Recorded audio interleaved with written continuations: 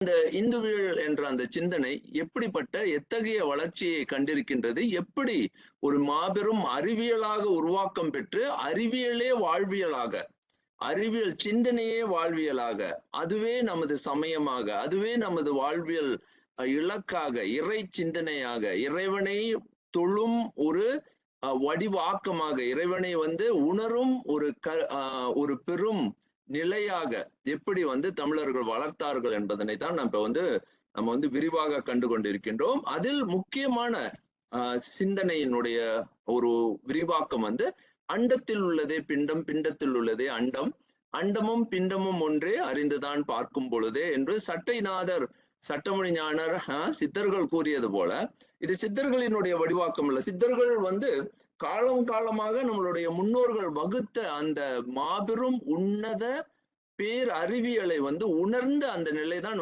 அண்டத்தில் உள்ளதே பிண்டம், பிண்டத்தில் உள்ளதே அண்டம். இது எத்தகைய ஆழம், எவ்வளவு உண்மை என்பதனை தான் நம்ம இப்போ உணர்ந்து கொண்டிருக்கின்றோம்.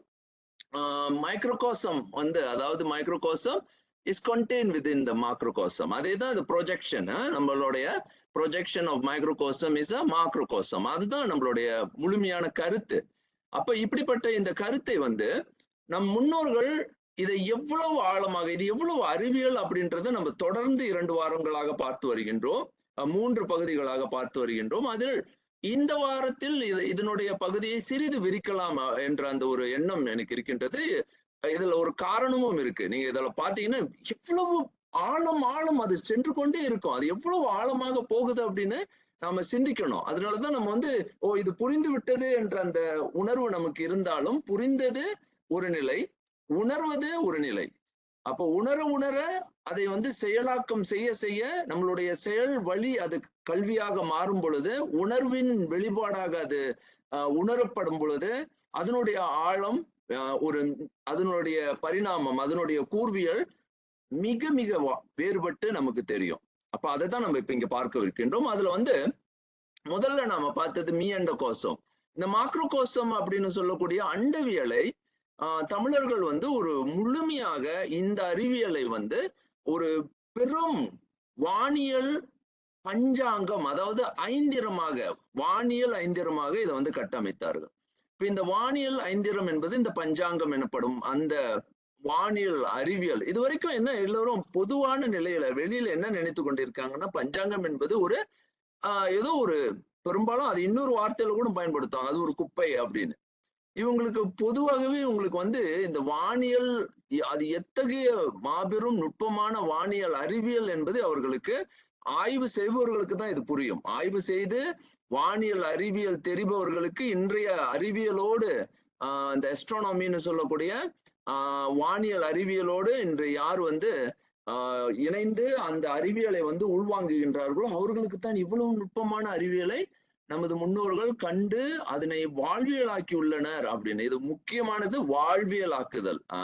இப்ப எல்லோருக்கும் என்ன தெரியும்னா, வானியலை எப்படி நமது வாழ்க்கைக்கு கொண்டு வருவது அப்படின்றது, அதாவது ஒரு புறப்பாடமாகவே படிக்கிறாங்க. ஒரு அகாடமிக் அப்படின்னும் பொழுது, அதாவது ஒரு கல்வி சார்ந்த ஒரு முறையில அது ஒரு புறப்பாடமாகவே கற்கப்படுகின்றது. ஆனால் அதுவே ஒரு வாழ்க்கைக்கு வரும் பொழுது அது எப்படி ஒவ்வொரு நாளும் என்னுடைய வாழ்க்கையாக இருக்கின்றது, எனது வாழ்க்கையை அது வெளிப்படுத்தி காட்டுகின்றது, அது எனது வாழ்க்கையின் ஒழுங்காக அதுதான் பார்க்க போறோம்.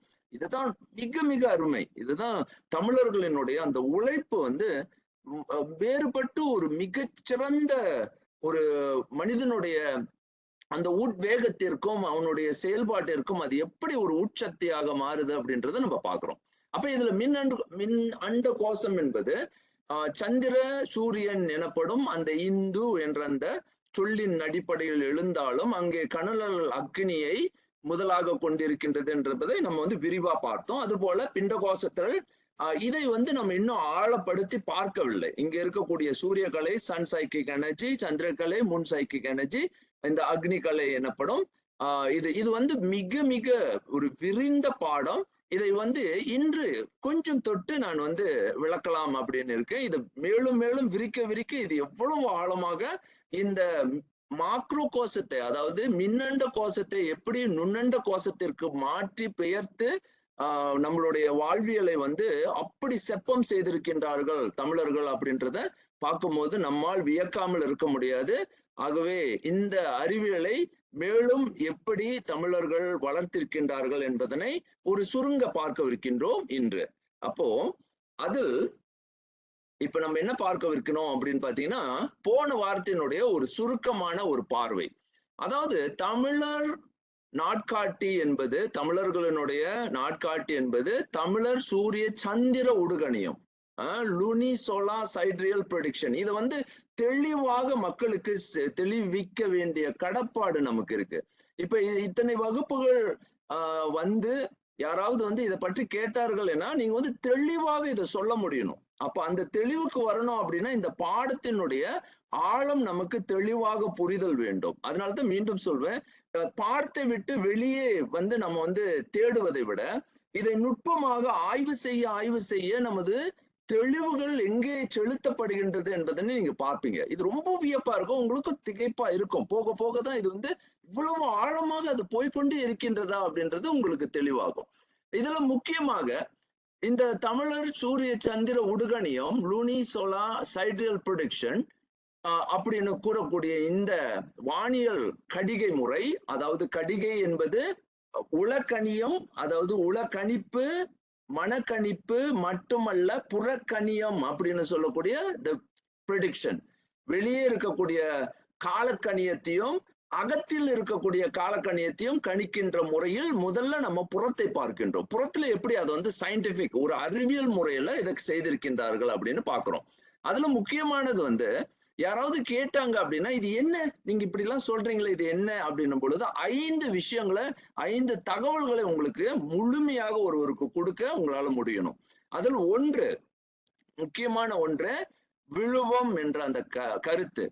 விழுவ சிந்தனை வந்து ஒரு நாட்காட்டி, அதாவது ஒரு நாட்காட்டியில் தமிழர்கள் எவ்வளவு உயர்நிலை அறிவியலை பெற்றிருக்கின்றார்கள், வானியல் அறிவியல் பெற்றிருக்கின்றார்கள் என்பதற்கு விழுவம் என்பது முதல் கருத்து. சமநாள் சிந்தனை வந்து தமிழர்களுக்கு அதாவது அவர்களுடைய நாட்காட்டியில் ஒரு முக்கியமான, அதாவது இந்த நாட்காட்டி, அதாவது இந்த பஞ்சாங்கம் எனப்படும் இந்த ஐந்திரத்தை உருவாக்குவதற்கு 5 கூறுகளை முதல்ல அவங்க வந்து கட்டமைச்சிருக்காங்க. இந்த 5 கூறுகளின் அடிப்படையில் தான் இந்த நமது ஒட்டுமொத்த அறிவியல் சிந்தனையே, அதாவது வானியல் அறிவியல் சிந்தனையும் புறக்கால கணிதத்தினுடைய கட்டமைப்பும் அடங்கியிருக்கின்றது. ஆகவே இதை நான் சுருக்கமா முதல்ல சொல்லி முடித்துறேன். ஏன்னா போன முறையில இது சொல்லி வரும் பொழுது அதில் சில பேருக்கு இதுல வந்து என்ன வருகின்றது, எப்படி அப்படின்ற அந்த கேள்விகள் இருந்து கொண்டே இருக்கும். ஆகவே முறையே இது விளக்கப்பட்டு இன்று ஒரு முழுமையான ஒரு நிலையில விளக்குறேன். ஒன்று விழுவம், சமநாள் சிந்தனை. அடுத்தது அறுவை 180 பாகை. அடுத்தது சந்திர கிரகணம் எனும் இந்த ஒரு முக்கியமான கட்டமைப்பில் அது அமைக்கப்பட்டிருக்கின்றது. நற்றோன்றல், அதாவது சுழிய பாகை அப்படின்ற ஒரு அதாவது கோள்களை சுழியத்திற்கு கொண்டு வரும் நற்றோன்றல் என்ற ஒரு கருத்தும் இருந்திருக்கு. அடுத்தது இந்த பகுதியை போன முறை நான் செய்யல, வடமீன் எனும் ஒரு முக்கியமான நோக்கு, வடமீன் நோக்கு அப்படின்ற ஒரு கருத்து தமிழர்களுக்கு மிக மிக நுட்பமாக இருந்திருக்கு. அப்போ இந்த 5ம் சேர்ந்துதான் உலகத்தில் இருக்கக்கூடிய அண்டத்தினுடைய, அதாவது முழுமையான வானியல் அறிவியலை தமிழர்கள் கட்டமைத்திருக்கின்றார்கள். இந்த முறையில் என்னை பொறுத்த மட்டிலும் எந்த நாள்காட்டியிலும் நீங்க தேடி பார்க்க முடியாது. அதாவது இந்திய உபகண்டத்தை வெளியே வைத்துக்கொண்டு நீங்க வெளியே போனீங்கன்னா இந்த சிந்தனை வந்து எங்கேயுமே வலு பெறல, இது முழுமையும் பெறல. ஆகவே அதாவது முற்றிலும் இது பாத்தீங்கன்னா தமிழர்களினுடைய பெருங்கொடை என்பதை நீங்க பிறகு பார்த்திடலாம். ஆனா இதுக்கு நமக்கு என்ன, நம்ம பெரும்பாலும் இங்க வந்து நம்ம சான்றுகளோடு நம்ம எடுத்து விளக்குறது தான் இப்ப நீங்க பார்த்து கொண்டே வரீங்க. இப்ப இதுக்கெல்லாம் சான்றுகளையும் வந்து தமிழ் பாரம்பரியத்திலிருந்து இதை எடுத்து நம்ம காட்டலாம். தமிழர்களினுடைய அதனுடைய முயற்சிகள், அவர்கள் எழுதிய அந்த சங்கத்தமிழினுடைய வடிவுகள்ல இருந்து நம்ம இதை எடுத்து அதனுடைய இலக்கியங்கள்ல இருந்து நம்ம இந்த ஆதாரங்களை எடுத்து அழகாக நம்ம வந்து வெளிப்படுத்தி காட்ட முடியும். இப்ப நீங்க இங்க பாருங்க, இதுல விழுவம் அப்படின்னா எக்யூனாக்ஸ், ஈக்குவல் டே கருத்து, சமநாள் கருத்து இங்க நான் இங்கேயும் காட்டிடுறேன். அடுத்தது ஜொமெட்ரிக்கல் கட்ட அப்படின்றது 180 பாகை, அதாவது அறுவை அப்படின்றது. அடுத்தது சந்திர கிரகணம், லூனா எக்லிப்ஸ், பேஸ் அலைன்மென்ட் அப்படின்ற ஒரு கருத்து தான். இதுதான் நற்றோன்றல், பிரபவம் அப்படின்னு 60 ஆண்டு கால கருத்தில் இது பிரபவம் என்று வடமொழியில் சொல்லப்படும். அடுத்தது வடமீன் வடமீன் நார்த் போல் ஸ்டார் அப்படின்ற அந்த ஒரு கருத்து. மன்னிக்கணும், அது வடமொழி அல்ல, அது வந்து பாலிமொழி. நான் பிறகு இதை சொல்றேன், இது ஏன் பாலிமொழி அப்படின்ற, இது நற்றொன்றல் பிரபமம் அப்படின்றது பாலியினுடைய ஒரு கொடை. சரி, இங்க பாக்குறோம் இது எப்படி அப்படின்றத பிறகு ஆய்வு செய்வதற்கு முன்பாக முதல்ல நம்ம என்ன பார்த்தோம் அப்படின்னா, விழுவம் என்ற கருத்து வந்து இங்க சூரியன் அஸ்வினியில், அதாவது இங்க அந்த மேளத்தில் நுழையும் பொழுது இங்கு சந்திரன் வந்து அறுவையாக இங்க நின்று, இங்க பாருங்க 180 பாகையில் அது என்ன செய்து சரியாக எது துளாவியும் கண்ணியும் அறுக்கும் இடமாக அமைவது அப்படின்றது தான் முதல்ல பார்த்தோம். இதுக்கு பேர் வந்து அறுவை அப்படின்றத பாக்குறோம். இப்ப நம்ம ஒண்ணா பார்த்துருவோம். மீண்டும் ஒரு மீள்பார்வை. இந்த மீள்பார்வையில நம்ம பார்க்கக்கூடிய ஒரு உண்மை என்னன்னா, இது வந்து எளிய முறையில உங்களுக்கு புரியும் வகையில நான் இதை விளக்குறேன். ஏன் அப்படின்றதுக்கு காரணம், இதை மீண்டும் விளக்கல, இந்த பகுதியை நான் வந்து மீண்டும் ஒரு மீள்பார்வையாக நம்ம பார்க்கின்றோம். சித்திரை விழுவம், அப்ப மேல விழுவம் என்பது எக்யூனாக்ஸ் அப்படின்றது நிழல் படாத சுழிய நிழல் நாள் அப்படின்னு. இதை வந்து லண்டன்ல இருந்து ஒரு அவரும் வந்து இந்த அதாவது வானோக்கு, இந்த ஸ்டார்கேசிங், இந்த வானியல் அறிவியலோட அவருக்கு ஈடுபாடு அதிகம். அவர் எனக்கு கேள்வி கேட்டிருந்தார். அதாவது இது வந்து சரியாக வந்து ஈக்குவேட்டர் அப்படின்னு சொல்லக்கூடிய நடுவரையில தானே இது வந்து நடக்கும். அப்ப கொஞ்சம் மேல போயிட்டா தமிழ்நாடு அப்படின்னும் பொழுது அது 8 பாகைக்கு மேல இருக்கு, அங்கிருந்து 36 பாகை வரைக்கும் தமிழ்நாடு இருக்கு. அப்ப வெவ்வேறு காலங்கள்ல எல்லாம் விழும். இது உண்மை. இந்த உண்மையை நம்ம சரியாக புரிந்து கொள்ள வேண்டும். டிராபிக்கல் ரீஜன் அப்படின்னு சொல்லக்கூடிய, அதாவது வெயில் வெப்ப கால அடிப்படையில் ஏற்படக்கூடிய அந்த இடங்கள்ல தான் நம்ம இந்த அதாவது சுழிய நிழல் நாளை நாம் வந்து சரியாக உணர முடியும். சரியாக மேல போக போக போக அது சரியாக உணர முடியாமல் போகும். அதுவும் வட துருவத்துல இதை வந்து அறிய முடியாது. ஆனா விழுவம் என்பது சமநாள் கருத்து அப்படின்றத முதல்ல நன்றாக புரிந்து கொள்ளுங்க. அதுக்கு நிழலும் நமக்கு இந்த அறிவியல் நிச்சயமாக நமக்கு உதவி செய்யும். அதுதான் நான் வந்து முன்பே சொன்னேன். அது வந்து கோள், அதற்கு தான் வந்து கொடிமரம் என்ற அந்த கருத்தை கொண்டு வந்தாங்க. அப்போ இது வந்து சமநாள் கருத்து அப்படின்ற அந்த கருத்தை நம்ம புரிந்து கொள்ளணும். சமநாள் சிந்தனை என்பது விழுவோம் என்ற அந்த கருத்தோடு நம்ம புரிந்து கொள்ளணும். அப்ப விழுவோம் அப்படின்னு சொன்னா, ஒன்று நிழல் படாத ஒரு காலம். அந்த காலம் வந்து நமக்கு நம்மளுடைய அதாவது நம்மோடு என்றுமே இருக்கக்கூடிய நிழல், அதாவது என்னுடைய மாய உடல், அதாவது மாய தோற்றம், அந்த மாய தோற்றம் இல்லாத காலம் வந்து ஒரு காலம் உண்டு. அப்போ மாயை இல்லாத ஒரு காலம் அப்படின்னு சொல்லுவாங்க. அதுதான் சாயா நிழல். அந்த சாயா நிழல் படாத ஒரு காலம், அந்த காலத்தில் அந்த விழுவோம், அதாவது அது சமநாள் கருத்து இங்க பார்த்து கொள்ளலாம். அது இந்த அடிப்படையில் முதல்ல தமிழர்கள் சிந்திச்சிருக்காங்க. இந்த சமநாள் கருத்திலிருந்து தான் அறுவை என்ற அந்த சிந்தனை வந்தது. நான் முதல்ல காட்டியது போல அறுவையில் வைத்து 180 பாகை நீங்க செஞ்சாதான் அங்க நமக்கு வந்து இந்த மீனம் என்ற அந்த 12 கோள்களை சரியாக, அதாவது கோள்கள் அல்ல, 12 ஓரைகளை சரியாக அடுக்கும் முறை நமக்கு கிடைக்கும். அப்ப அது வந்து சரியாக நிலைநிறுத்தி அந்த சித்திரையை சரியாக அருவியாக வைத்து இதை வந்து நம்ம வந்து கணிக்கும் அந்த முறையை வந்து தமிழர்கள் கை கொண்டிருந்திருக்கிறாங்க. அப்ப இதுக்கு வந்து முதல்ல மீண்டும் இந்த பகுதிக்கு போறோம். இங்க தமிழர்கள் இதை சரியாக செய்யும் பொழுதுதான் அங்கே அறுவை என்ற 180 பாகையில் இது வெட்டப்படுகின்றது. வானத்தையே வந்து 180 பாகை ஒரு கோணமானியை வைக்காமலேயே வந்து வானத்தையே வந்து ஒரு கருவியாக மாத்திருக்காங்க. இதுதான் வந்து மிக மிக அற்புதமான ஒரு கொடை. அப்போ அடுத்தது இந்த அறுவை அப்படின்ற அந்த நிலையை உறுதி செய்திருக்குங்க. அதுக்குதான் உதாரணத்தை நான் இங்கே சொல்றேன்.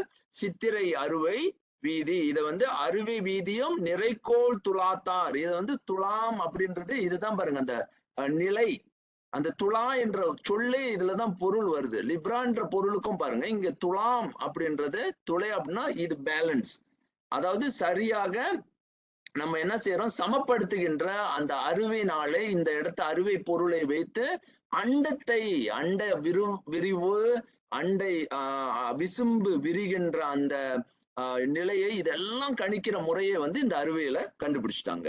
அப்போ அந்த கண்டுபிடிப்பினுடைய அடுத்த அதாவது மறுபளிப்பாக இருக்கு, அதாவது ஒரு பிரதிபலிப்பாக இருக்கக்கூடிய ஒரு நிலை வந்து சந்திர கிரகணம். அவர்கள் வந்து சந்திர கிரகணத்தை ஒரு மூல கருவியாக பயன்படுத்தி இருக்காங்க. ஏன் சந்திரனை எடுத்திருக்காங்க, ஏன் ராகு அப்படின்னு, அதாவது ஏன் வந்து சூரிய கிரகணத்தை வைத்து இந்த கணிதங்களை செய்யவில்லை அப்படின்ற ஒரு கேள்வி சிலருக்கு மனதில் எழலாம். இப்பைக்கு குறிப்பாக ஒரு சின்ன கருத்தை வந்து நான் முன் வச்சிடுறேன். சூரியனும் சந்திரனும் சேரும் காலங்கள்ல, அதாவது ஒன்றாக ஒரு இடத்தில் நிற்கின்ற காலத்தை வந்து ராகு, கருங்கோல், கேது அப்படின்னு சொல்லுவாங்க, செங்கோல் அப்படின்னு. இந்த இரண்டுக்கும் இததான் பாம்பு அப்படின்ற அந்த கருத்தும் வந்தது. அதை பற்றிலாம் நான் ஆழமாக விளக்கி விட்டேன். ஆனா இப்ப இதுக்கு பொருள் என்ன அப்படின்றத முதல்ல புரிந்து கொள்ளணும். ஏன் சந்திர கிரகணத்தை வந்து அவர்கள் அறிவியலுக்கு கொண்டு வந்தார்கள், ஏன் ராகுவை வந்து அறிவியல், அதாவது காலக்கணிதத்தில் ராகு என்ற கணிதம் இருந்தாலும் ஏன் சந்திரனை கிரகணத்தை வைத்து இந்த கணிதம் வந்து செய்யப்பட்டிருக்கின்றது. முதல்ல இந்த சந்திர கிரகணம் இரவில் நடக்கும் பொழுது இதை வந்து அழகாக நம்ம உணர்ந்துடலாம், பார்க்கலாம், கண்ணால பார்க்கலாம். இன்னொன்று, இரவு தான் வந்து நட்சத்திரங்களை பார்க்கக்கூடிய காலமாகவும் இருக்கு. அதனால நமக்கு தெரியும், காலை வந்து நமக்கு காலையில் விடிய காலை வைகரையில் எல்லா நட்சத்திர கூட்டங்களையும் நம் கண்களுக்கு தெரியும், பகலில் நமக்கு தெரியாது. இது வந்து அன்றாட மனிதர்கள், சாதாரண வாழ்க்கையில் இருக்கக்கூடிய மனிதர்கள் வந்து இந்த மாதிரியான அறிவியலை புரிந்து கொள்ளும் வகையில் தான் இந்த நம்மளுடைய நாள்காட்டி அமைக்கப்பட்டிருக்கு. யாருக்கும் அமைக்கல. அன்றாட அதாவது உழவு செய்பவர்கள், வாழ்க்கையில வந்து விவசாயம், இந்த மாதிரி பயிர்த்தொழில் செய்பவர்களுக்கு, அன்றாட வாழ்க்கையை கடைபிடிப்பவர்களுக்கு இயல்பாகவே அவர்கள் வந்து வானத்தை நோக்கு, அதாவது ஸ்டார் கேசிங் செய்து வான நோக்கு திறன் உடையவர்களாக மாற்றும் ஒரு முறையாக தான் இது அமைக்கப்பட்டிருக்கு. அப்ப அந்த சிந்தனையில நீங்க பார்க்கும் பொழுது சந்திர கிரகணம் அப்படின்றது முழுமையாக இரவில் வந்து நம்ம உணரக்கூடிய ஒரு நிலை.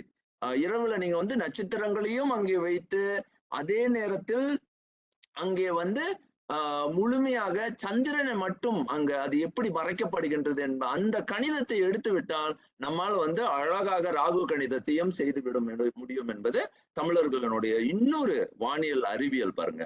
அப்ப இப்படிப்பட்ட அறிவியலை முதன்மை கொண்டு இந்த சந்திர கிரகணத்தை அவர்கள் வந்து அன்றைய காலத்தில் வந்து ஒரு கணிதமாக எடுத்து, அதற்கும் மேலாக 60 ஆண்டு அருபான் முறை கணிய முறையை செய்திருக்கின்றார்கள். அப்ப இந்த அருபான் முறை எப்படி செய்திருக்காங்க அப்படின்னா, தமிழர் செக்ஸாடெசிமல் 60 years prediction. இது வந்து அருமையான ஒரு மிகப்பெரிய உழைப்பு. இந்த உழைப்புக்கு வந்து பாத்தீங்கன்னா சேர நாடு, பாண்டிய நாடு, இப்படி ஒவ்வொரு கல்வெட்டுக்களும் நம்மளோட பேசும். இந்த கல்வெட்டுக்கள் இதுக்கு வந்து மிகப்பெரிய சான்றாக நமக்கு வருது. இந்த கல்வெட்டுக்கள் எல்லாம் பிறகு நான் எடுத்து ஒவ்வொன்றா நான் உங்களுக்கு காட்டுறேன். எப்படி தமிழர்கள் இதற்கான முயற்சிகள்ல இறங்கியிருக்காங்க அப்படின்றத நம்ம பார்க்கலாம். அப்ப பாருங்க, அவங்க இதனுடைய நோக்கம் என்னன்னா, இந்த கோள்கள் எல்லாமே வந்து ஒரு கோள், அதாவது ஒரு நிலைக்கு கொண்டு வருவது. அதற்கு பேர் வந்து பிரபவம், நற்றோன்றல். அது கோள்களை சுழிய பாகையில் நிறுத்துதல். இது எப்படி முடியும் அப்படின்னு சில பேருக்கு கேள்வி எழலாம். அது வந்து நான் இதை மட்டும் ஒரு சுருக்கமா ஒரு சின்ன வானியல் அறிவியலுக்காக ஒரு சின்ன பதிவை செஞ்சிடறேன், மன்னிக்கணும். இது வந்து என்ன அப்படின்னா, அதோ இங்க, அதாவது சூரியன் செல்லும் பாதையில் தான், சூரியன் செல்லும் அந்த எலிப்டிக் அப்படின்னு சொல்லுவாங்க பாத் அப்படின்னு, இந்த எலிப்டிக் பாதையில தான் மற்ற கோள்கள் எல்லாம் செல்லும், எல்லாம் அந்த பாதையில தான் போயிட்டு இருக்கும். இந்த சந்திரனை தவிர, இந்த சந்திரன் தான் 5.5 பாகை விலகி நிற்கும். மற்றவை எல்லாம் வந்து சூரியனுடைய பின்தொடர்ந்து அந்த பாதையிலேயே போகும். சூரியன் எங்க வெளிப்படுதோ அந்த மற்ற கோள்களும் அதன் வழியில தான் செல்லும். அதனால வந்து இதுல வந்து ரொம்ப நுணுக்கமா எப்படி பண்ணாங்க அப்படின்னா, இந்த மற்ற கோள்களையும் சந்திரனையும் முதல்ல நிறுத்தணும். சந்திரனும் சூரியனும் முதல்ல ஒரு கோட்டிற்கு வந்து சுழிய பாகையில நிற்கும் பொழுது, அந்த வேளையில் மற்ற கோள்களையும் நம்மால் வந்து, ஏன்னா தானாகவே நின்றோம், தானாகவே மற்றவை வந்து சூரியன் சந்திரனோட ஒன்றாக நிற்கும் போது அது ஒரு கோட்டுக்கு வரும் பொழுது அதற்கு பேரே நற்றோன்றல். இது 60 ஆண்டுக்கு ஒரு முறை நடக்கும் ஒரு சூழல் அங்கு இருப்பதனால இந்த 60 ஆண்டினுடைய கணிதம் மிக முக்கியமாகின்றது. ஏன் 60 ஆண்டு அப்படின்னு நீங்க கேள்வி கேட்கலாம். இங்க பாருங்க, வியாழக்கிரகம் வந்து வியாழன் தனது வியாழ வட்டத்தில் ஞாயிற்று ஒரு முறை சுற்றி வர தோராயமாக 12 ஆண்டு பிடிக்கும். அதே மாதிரி சனி தனது 360 வட்டப்பாகை, அதாவது 360 டிகிரி சுத்தி வர்றதுக்கு ஏறக்குறைய 30 ஆண்டுகள் நடக்கும். அப்ப நீங்க நன்றாக பாத்தீங்கன்னா இதை ஏன் 30 ஆண்டுகள்னு அவர்கள் தேர்ந்தெடுக்காமல் 30 ஆண்டுக்கு ஒரு முறைனா 2 அந்த இதுல 60 ஆண்டை வைத்தார்கள் அப்படின்றதுக்கு ஒரு பெரிய கணிதம், அழகான கணிதம் இருக்கு. இந்த கணிதத்தெல்லாம் இப்ப காட்டாம என்னன்னா, ஓ இது 30 ஆண்டு, நிச்சயம் 30ஐ நீங்க பாத்தீங்கன்னா 2 முறை சனி சுத்தி வந்த பிறகு சரியாக அந்த கோளுக்கு கொண்டு நிறுத்துகின்ற முறை. வியாழன் 4 முறை சுத்த வேண்டும்.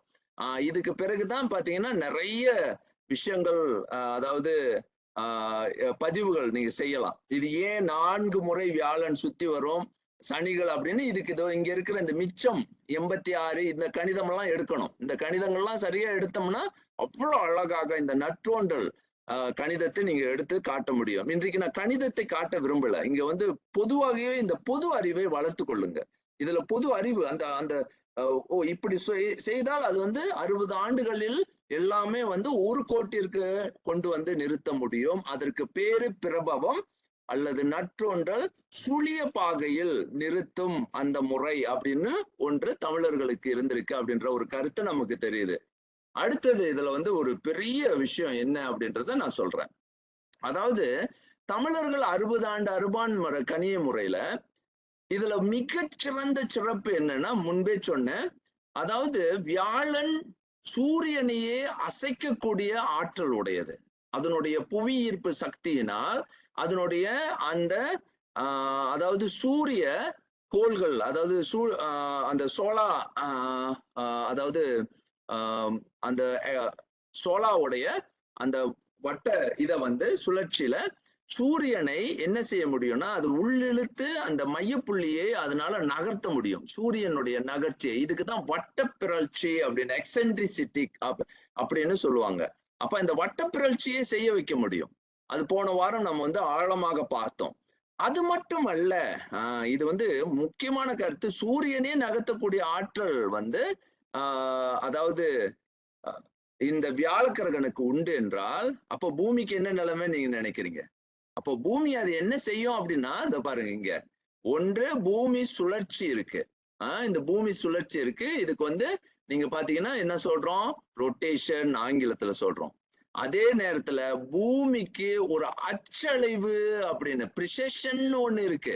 இது எப்படி நகருது அப்படின்னு நீங்க பாத்தீங்கன்னா இங்க தெரியும். அதாவது இங்க நகர்றத காட்டுறேன். இங்க பாருங்க, இது நகர்ந்து கொண்டே இருக்கும் பொழுது பூமி இப்படிதான் சுழன்று கொண்டே இருக்கு. ஆனா அச்சலைவு அங்க பாருங்க, அது சுத்தி அப்படியே வருது. பூமிக்கு அச்சலைவுன்னு ஒண்ணு இருக்கு. அதே போல தலையாட்டம், நுட்டேஷன் இல்லைன்னா வாபிளிங், கைரேஷன் அப்படின்னு சொல்லுவாங்க, இதுவும் இருக்கு. அது எப்படி இருக்கும்னா, அது இப்படி நீங்க பாத்தீங்கன்னா அந்த தலை மேல பாத்தீங்கன்னா அது ஒரு தலை ஆட்டம், அப்படியே தலையை ஆட்டி ஆட்டி ஆட்டி செய்யறது.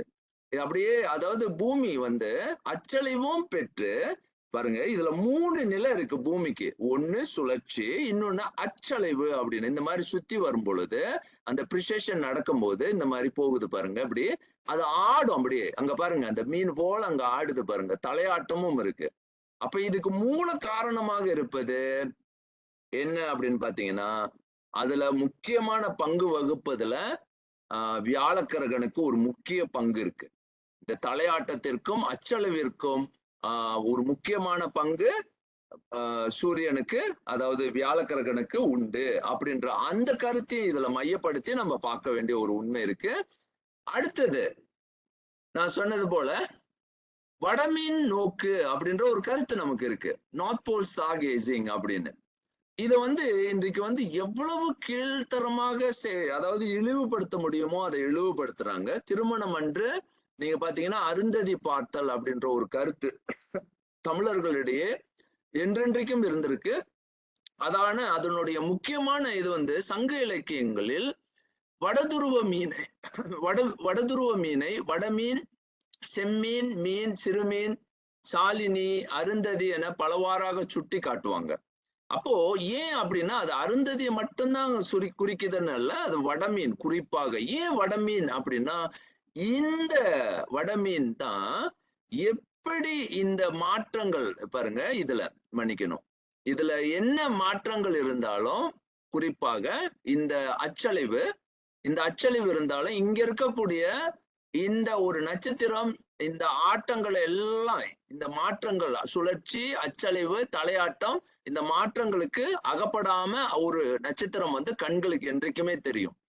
அது எப்படி தெரியும் அப்படின்னா, ஒரு ஒரு எத்தனையோ காலகட்டம் வரைக்கும் நான் அதுக்கு பிறகு என்னன்னு காட்டுறேன். அது எத்தனை ஆண்டுகளுக்கு ஒரு முறை அது வந்து பெயர்ச்சி பெறும் அப்படின்னு. இந்த நட்சத்திரம் மட்டும், அதாவது அந்த உடு அப்படின்னு சொல்லக்கூடிய அந்த நட்சத்திரம் மாறாது. அப்ப அத மாறாம இருக்கிறது வடமீன் மட்டும்தான். இது வந்து ஸ்டார் கேசிங்ன்னு சொல்லக்கூடிய வானியல் அறிவியல் உடையவர்கள் இதை வந்து ரொம்ப விரும்பி பார்க்கிற ஒரு ஒன்று வந்து வடமீன் பார்த்தல் அப்படின்னு. அதாவது நீங்க பாத்தீங்கன்னா நம்ம இன்னைக்கு சொல்லுவோம் அருந்ததி பார்த்தல் அப்படின்னு தமிழ். அதாவது இந்த மரபுலாம் வந்து நம்ம வந்து அறிவியலோடு பார்க்கும் பொழுது அவ்வளவு வியப்பான ஒரு படைப்பு தமிழர்களினுடைய கொடையா. அது கொடைன்னு தமிழர்கள் தான் செய்த இது இது ஒரு அருமையான ஒரு சிந்தனை. வானியல் சிந்தனையை வந்து எப்படி ஒரு அன்றாட வாழ்க்கைக்கு கொண்டு வராங்க அப்படின்றதுல இது ஒரு மிகப்பெரிய. இதெல்லாம் வந்து ஆங்கிலேயர்கள் செய்ய முடியுமா? இல்ல ஆங்கிலேயர்கள் அவங்க வாழ்க்கையில தான் பின்பற்ற முடியுமா? அவங்களுக்கு இந்த மாதிரியான பண்பாடே கிடையாது. இந்த பண்பாடை எவ்வளவு இழிவுபடுத்த முடியுமோ இன்னைக்கு இழிவுபடுத்துறாங்க. இதோ பாருங்க அப்படின்னு. ஆனா இதுல வந்து நிறைய தவறுகளும் இருக்கு. ஐயருங்க வந்து என்ன பண்ணுவாங்க, திருமணம் அன்றைக்கு அருந்ததி பாருங்கன்னு எதையாவது ஒரு நட்சத்திரத்தை காட்டுவாங்க. உடனே இவங்களும் பார்த்துட்டு தலையாட்டிடுவாங்க, பார்த்துட்டேன் அப்படின்னு. அது வந்து குறையாக நம்ம பார்க்க வேண்டாம். அது என்ன அப்படின்னா, இதனுடைய நோக்கம் என்ன அப்படின்றத தெளிவாக புரிந்து கொண்டால் போதும். இது எதற்காக இது செய்யப்படுகின்றது அப்படின்னு. என்னன்னா முதல்ல ஒரு புதிதாக திருமணம் செய்யக்கூடிய ஒரு தம்பதியினர் வானத்தை பார்க்க வைக்கிறாங்க பாருங்க. ஸ்டார் கேசிங் அப்படின்ற ஒரு கருத்து, வானோக்கு திறனை ஒரு திருமண தம்பதியர்களுக்கு அறிமுகப்படுத்துகின்றார்கள். அப்படின்னா திதி பார்க்கும் முறை, வானத்தில் சூரிய சந்திரனை அறிகின்ற முறை, இதையெல்லாம் வந்து தமிழர்கள் அன்றாட வாழ்க்கைக்கு ஒரு ஒழுங்காக கொண்டு வர வேண்டும் என்பது தமிழர்களுடைய ஒரு மிகப்பெரிய, அதாவது அது ஒரு விருப்பம் மட்டுமல்ல, அதேதான் விழுப்பம். அது ஒரு விழுப்பமாக கொண்டிருந்திருக்கின்றார்கள். அதே ஒரு ஒரு ஒரு அறிவியல் மட்டும் இல்லாமல் அது வாழ்க்கையினுடைய ஒழுங்காக. அதுதான் வந்து தொல்காப்பியர் சொல்லுவார். என்ன சொல்லுவார் அப்படின்னு பாத்தீங்கன்னா, அதுதான் அழகாக சொல்லுவாரு. ஓரையும் நாளும் துறந்தோர்க்கு இல்லை அந்த அப்படின்னு. அதாவது ஒழுங்கு, அந்த ஒழுங்கு என்பது அந்த ஓரையும் நாளையும் வந்து துறந்த ஒழுக்கம் கிழவோர்க்கு இல்லை அப்படின்னு சொல்லுவார். அப்போ நன்றாக நம்ம புரிந்து கொண்டோம் அப்படின்னா, இதுல எந்த அறிவியலை மையப்படுத்தி இருக்காங்க அப்படின்னா, இந்த ஓரை பார்த்தல், நாளை புரிந்து கொள்ளுதல், இதெல்லாம் வந்து ஒரு மனிதனுடைய ஒழுக்கமாக, கால ஒழுக்கம் தான். காலம் இல்லாத ஒரு ஒரு பண்பாடு, காலத்தை தெளிவாக அறிய முடியாத பண்பாடு, என்னைக்குமே செம்மை பெற்ற ஒரு வளமான ஒரு பண்பாடாக இருக்க முடியாது என்பதுதான் முதல்ல தெளிவா இருக்கணும். இப்ப கேள்வி என்னன்னா, தமிழர்கள் பண்பாடு எவ்வளவு விழுப்பம் பெற்ற ஒரு ஒழுங்கு பெற்ற ஒரு சமுதாயமாக, ஒரு ஒரு பண்பாடு பெற்ற ஒரு ஒரு மயங்கா மரபினர்களாக தமிழர்கள் இருக்கின்றார்கள் என்றால் அதற்கு மூல காரணம் என்ன அப்படின்னா கால அறிவியல். தமிழர்களினுடைய கால அறிவியல் வந்து அப்படிப்பட்ட ஒரு உன்னத நிலைக்கு அதாவது உயர்ந்து நின்றுருக்கு. அதாவது சீர்பெற்ற அந்த அந்த சீர்மையே அங்கதான் இருந்திருக்கு. அப்ப இங்க பாருங்க, இதுல என்ன சொல்றாங்க அப்படின்னா, வடமீன் போல தொழுதேத்த வயங்கிய கற்பினால் அப்படின்னு சொல்றாரு கலித்தொகையில. இதெல்லாம் சங்க மரபு. வடமீனை பார்க்கும் பொழுது தொழுது ஏத்த, வடமீனை அவள் தொழ வேண்டும், தொழுது ஏத்த வயங்கிய கற்பினால். அந்த மாதிரி அந்த வடமீனை அவள் தொழும் பொழுது அவ ஏன் தொழ வேண்டும்? அப்போ ஒரு கேள்வி வருது, ஏன் வடமீனை நாம் வந்து தொழ வேண்டும்? அந்த தொழுதலுக்கு காரணம் ஒரு கற்பு நிலை அப்படின்றது. கற்பு என்பது பெண்ணுக்கு மட்டுமல்ல ஆணுக்கும் தான். அது என்ன பொருள் அப்படின்னா, அதனாலதான் இருவரையும் பார்க்க வைக்கிறாங்க. அப்படின்னா கற்பு நெறி என்பது அந்த பொருள் என்னன்னா நிலையான வடமீன் அப்படின்ற ஒரு கருத்து இருக்கு. நிலையான வடமீன். பூமி சாஞ்சாலும் அச்சழிவு பெற்றாலும் பாருங்க, பூமி வந்து பல நிலைகள்ல அதனுடைய மாற்றங்களை பெற்றுக்கொண்டே இருக்கும். ஆனா தன்னிலையில இந்த வடமீன் வந்து அப்படியே இருக்கும். அப்ப மாறாது அந்த கற்புடைய பெண்ணின் உணர்வுல ஒரு உண்மையின் அற வலிமையாக எழச் செய்ய வேண்டும் என்பதுதான் தமிழர்களினுடைய ஒரு மிகப்பெரிய அந்த அந்த அந்த எழுச்சி, அந்த அறத்தினுடைய ஒரு நிலைப்பாடு. அப்ப இங்க வந்து அம்மி மிதித்த அருந்ததி பார்ப்பது அப்படின்ற ஒரு கருத்து அங்க வந்து மக்களிடையே வந்து இது வலியுறுத்தப்படுகின்றது. இதுல எத்தனை விஷயங்கள் இருக்கு அப்படின்னு நம்ம பாட்டுக்கு ஒரு வரிசை கிரகமாக அப்படி சொல்லிக்கிட்டே போகலாம். எவ்வளவு பயன் அப்படின்றது. ஆனா இங்க வந்து பயனெல்லாம் தூக்கி விட்டுட்டு அதை பாருங்க. இதுதான் வந்து நாத்திகர்கள் அவ்வளவு எளிமையாக நம்ம வந்து தூற்றி இதெல்லாம் வந்து என்ன அப்படின்னு அவங்க வந்து அந்த ஏச்சு பேச்சுகள் பேசுவதற்கு காரணம் என்னன்னா அவங்களுடைய முழுமையான அறியாமை. they are not rationalists. Actually நீங்க பாத்தீங்கன்னா அவங்க தான் irrationals திங்கர். அவங்களுக்கு வந்து திங்க் பண்ணக்கூடாது, அதாவது யோசிக்க முடியாத ஒரு நிலையில அவங்க இருக்கிறாங்க. இப்ப அவங்க பேச்சை கேட்டுக்கிட்டு நாமளும் வந்து அவங்களுக்கு சார்போடு ஆமா அருந்ததி இது என்ன அப்படின்னு நம்மளும் பேசக்கூடாது. முதல்ல தெளிவு பெறணும். இப்ப வடதுருவ மின் பாருங்க, மீன்னா வந்து இங்க நட்சத்திரங்கள் வான்கோள ஆய அச்சல் கெலஸ்ட்ரியல் கோஆர்டினேட் சிஸ்டம் அழகாக நிறுத்துகின்ற ஒரே முறை வந்து இந்த இந்த வடமீன். அதாவது புவி சாய்மானத்தையும் எக்ஸிஸ்டியல்ட் அப்படின்றதும் அதன் அச்சளவு முச்சளவத்தையும் ப்ரிசஷன் ஆஃப் த எக்ஸிஸ்டியல் கணக்கிட பெரிதும் உதவுவது வந்து இந்த வடமீன் சிந்தனை. அப்ப மீண்டும் இந்த கருத்தை நான் சொல்றேன், இங்க பாத்துக்குங்க. இந்த இது வந்து இப்படி மாறிக்கொண்டே இருந்தாலும் அங்க வந்து அந்த கெலஸ்ட்ரியல்ல கணிதம் செய்வதற்கு மிக மிக முக்கியமானது அந்த வடமீன் கருத்தும் முக்கியமான அந்த அச்சளவையும். இந்த தலையாட்டம் வந்து இன்னொரு ரகசியத்தை நமக்கு வெளிப்படுத்துது. அந்த அச்சளவையும் பூமி சாய்வு நிலையும் பாருங்க, அது சாய்ஞ்சிருக்கு. இப்படி பூமி ஒரு சாய்வுல இருக்கு. அந்த சாய்வு வந்து இன்றைக்குமே இருக்கும். ரொம்ப வியப்பா இருக்கு பாருங்க, பூமி எத்தனை மாற்றங்களை வந்து அடைஞ்சு கொண்டிருக்கு அப்படின்றத எப்படி கவனிக்கிறது. இதுக்கெல்லாம் வந்து இந்த மாதிரியான வானியல் அறிவியல் இருந்தாதான். ஆகவே நம்ம இப்ப பார்த்தது வந்து 5 நிலை கருத்து. இதை மீண்டும் நாம் வலியுறுத்திட்டு இன்றைக்கு உள்ள பாடத்தினுடைய அடுத்த கட்டத்திற்கு போக இருக்கிறோம். அதாவது விழுவம். யாராவது கேட்டார்கள், அதாவது தமிழர்களினுடைய அடிப்படை வானியல் அறிவியலுக்கு 5 முக்கியமான கருப்பொருள் உண்டு. ஒன்று விழுவ சிந்தனை, இன்னொன்று அறுவை சிந்தனை, அடுத்தது சந்திர கிரகணம் அல்லது கிரகணம். சந்திரம் முக்கியம். சந்திர கிரகணம் சரியாக இருந்தால் அங்க சூரிய கிரகணத்தையும் சரியாக நம்ம சரி செய்து விடலாம். அடுத்தது நற்றோன்றல் அப்படின்னா எல்லா கோள்களையும் ஒன்று நிறுத்தி சுழிய பாகைக்கு கொண்டு வரும் அந்த முயற்சி, பெஸ்ட் அலைன்மென்ட் அப்படின்னு சொல்லுவோம். அடுத்தது வடமீன் நோக்கு அப்படின்னு, வடமீனை பார்த்து கொண்டு இது வடமீன் மாறுதா மாறக்கூடாதா, அது மாறியது அப்படின்றா அப்ப எது வடமீனாக இருக்கின்றது. வடமீன் மாறிக்கொண்டே இருக்கும். பிறகு அதை தான் நான் விளக்க போறேன். இன்னும் கொஞ்ச நேரத்துல அந்த வடமீன் ஏன் மாறுது அப்படின்றத நம்ம பார்க்க போறோம். இப்போ இந்த பகுதியில இந்த வடமீன் ஏன் மாறுது அப்படின்றத நம்ம இங்க சொல்லிடுறோம். இதுக்கு அச்சளைவு. இந்த வடமீன் எளிதாக மாறாது. அது வந்து ஒரு குறுகிய காலத்துல மாறாது. அதாவது நீங்க பாத்தீங்கன்னா சங்க இலக்கியங்களில் வடதுருவ மீனை வந்து வடமீன், செம்மீன், சிறுமீன், சாலினி, அருந்ததி என பலவாறாக சுட்டி காட்டியிருக்காங்க. அப்ப இதுல வந்து அருந்ததி தான் தமிழர்கள் சுட்டி காட்டினாங்கன்னு சொல்லக்கூடாது. இதுல வந்து நிறைய இருக்கு. பொலாரிஸ் வந்து ரொம்ப முக்கியமா பல காலங்கள்ல பொலாரிஸ் தான் இருக்கு. இப்போ அடுத்தது நம்மளுடைய இது வந்து எப்படி சுழற்சி ஆகுது அப்படின்னா, அது பாருங்க, பொலாரிஸ் வந்து டெமெக் போய் வேகா போய் அல்பா டிராகனிஸ் அப்படின்னு இப்படி அது சுத்தி வரும். இந்த மாதிரி சுத்தி வருவதற்கு இதுக்கு ஒரு முக்கியமான அடிப்படை கணிதம் இருக்கு. இதான் மிலன்கோவிச் அப்படின்னு சொல்லுவாங்க. இது கொஞ்சம் ஆழமா போறேன், கொஞ்சோண்டு இதை மட்டும் சொல்லிட்டு போயிடுறேன். இதை வந்து கொஞ்சம் தெரிஞ்சுக்கிட்டீங்கன்னா உங்களுக்கு பயனாக இருக்கும். அதாவது அச்சு பிறழ்ச்சி, துருவ அயனச்செலவு அல்லது அச்சலைவு அப்படின்னு வட்டம், அப்படி ஒரு வட்டம் போட்டுக்கிட்டே வரும். இப்படி வர்றது வந்து 26,000 ஆண்டுகள் ஆகும். இந்த மாதிரி வரும் பொழுதுதான் என்ன நடக்குது இங்க அப்படின்னா, நம்மளுடைய காலம் மாறுது. அதாவது என்ன காலம் மாறுது அப்படின்னா, நம்மளுடைய 6 கால அறிவியல் மாற்றம் பெறும். அதாவது நம்மளுடைய வேனில் காலம், இளவேனில் காலம், நம்மளுடைய குளிர்காலம் அப்படின்னு நம்ம சொல்றோம்ல, பிரிக்கிறோம்ல, இந்த காலம் பெயர்ச்சி அடையும். அப்ப சூரியனுடைய அந்த எக்வினாக்ஸோடைய மாற்றங்கள் அங்கே நடக்கும். இதுக்குதான் வந்து போன வாரம் இந்த அறிவியலை தான் வந்து தமிழர்கள் ரொம்ப நுணுக்கமா கண்டு நிராயணம் சாயனம் அப்படின்னு பிரிச்சாங்க. இதுதான் அறிவியல். இது உள்ளுக்கு நான் மேலும் போகல. ஆனா இது ரொம்ப ஆழமான ஒரு கருத்து. இதை நீங்க முதல்ல புரிந்து கொள்ளணும். இந்த பாகையை முடிக்க 26,000 ஆண்டுகள் ஆகும். இதை வைத்து நம்ம நிறைய கணிதம் செய்ய முடியும். அழகழகா சில விஷயங்களை நம்மளால கண்டுபிடிக்க முடியும். சரி, இப்போ இதை வந்து எப்படி தமிழர்கள் இது வந்து celestial coordinate system, புவி சாய்மானத்தை அதன் அச்சளவு முச்சளவு கணக்கிடப்பட்டது அப்படின்றத நம்ம பார்த்தோம்.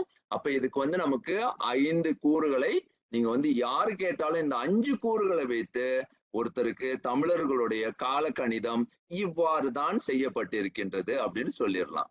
சரி, அப்ப இதுல இருந்து என்ன சொல்ல வரோம் அப்படின்னா, தமிழர் வானோக்கு திறன், தமிழர் ஸ்கை ஒப்சர்வேஷன் ஸ்கில் அப்படின்ற ஒரு மிகப்பெரிய திறமையை தமிழர்கள் வைத்திருக்கின்றார்கள் அப்படின்றத முதல்ல நீங்க தெரிந்து கொள்ளணும்.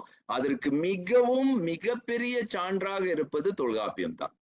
தொல்காப்பியம் வந்து தெளிவா சொல்லிட்டது, ஓரியம் நாளும் துறந்த ஒழுக்கம் கிழவோருக்கு இல்லை. The common man never renounces the virtue of zodiac and days அப்படின்ற கருத்தை அவர் முன்பே இதுல ரொம்ப தெளிவா வைக்கிறாங்க. அப்ப பிடிச்சாலும் பிள்ளைய கொம்ப பிடிச்சுக்குங்க அப்படின்னா, காலத்தினுடைய பேரறிவியலை தெரிந்து கொள்ளுங்க, வாழ்க்கையினுடைய எல்லா நிலைகளையும் அதாவது அதனுடைய ஒழுக்கம் உங்களுக்கு தெரிஞ்சிடும். காலம் வந்து உங்களுக்கு ஒழுக்கத்தினுடைய ஒரு நேர் விளக்கமாக அமையும் அப்படின்னு புறக்காலத்தினுடைய ஒரு மிகப்பெரிய அறிவியலை வந்து அப்படி தொகுத்து ஒரு இலக்கணமா கொடுத்துட்டாரு.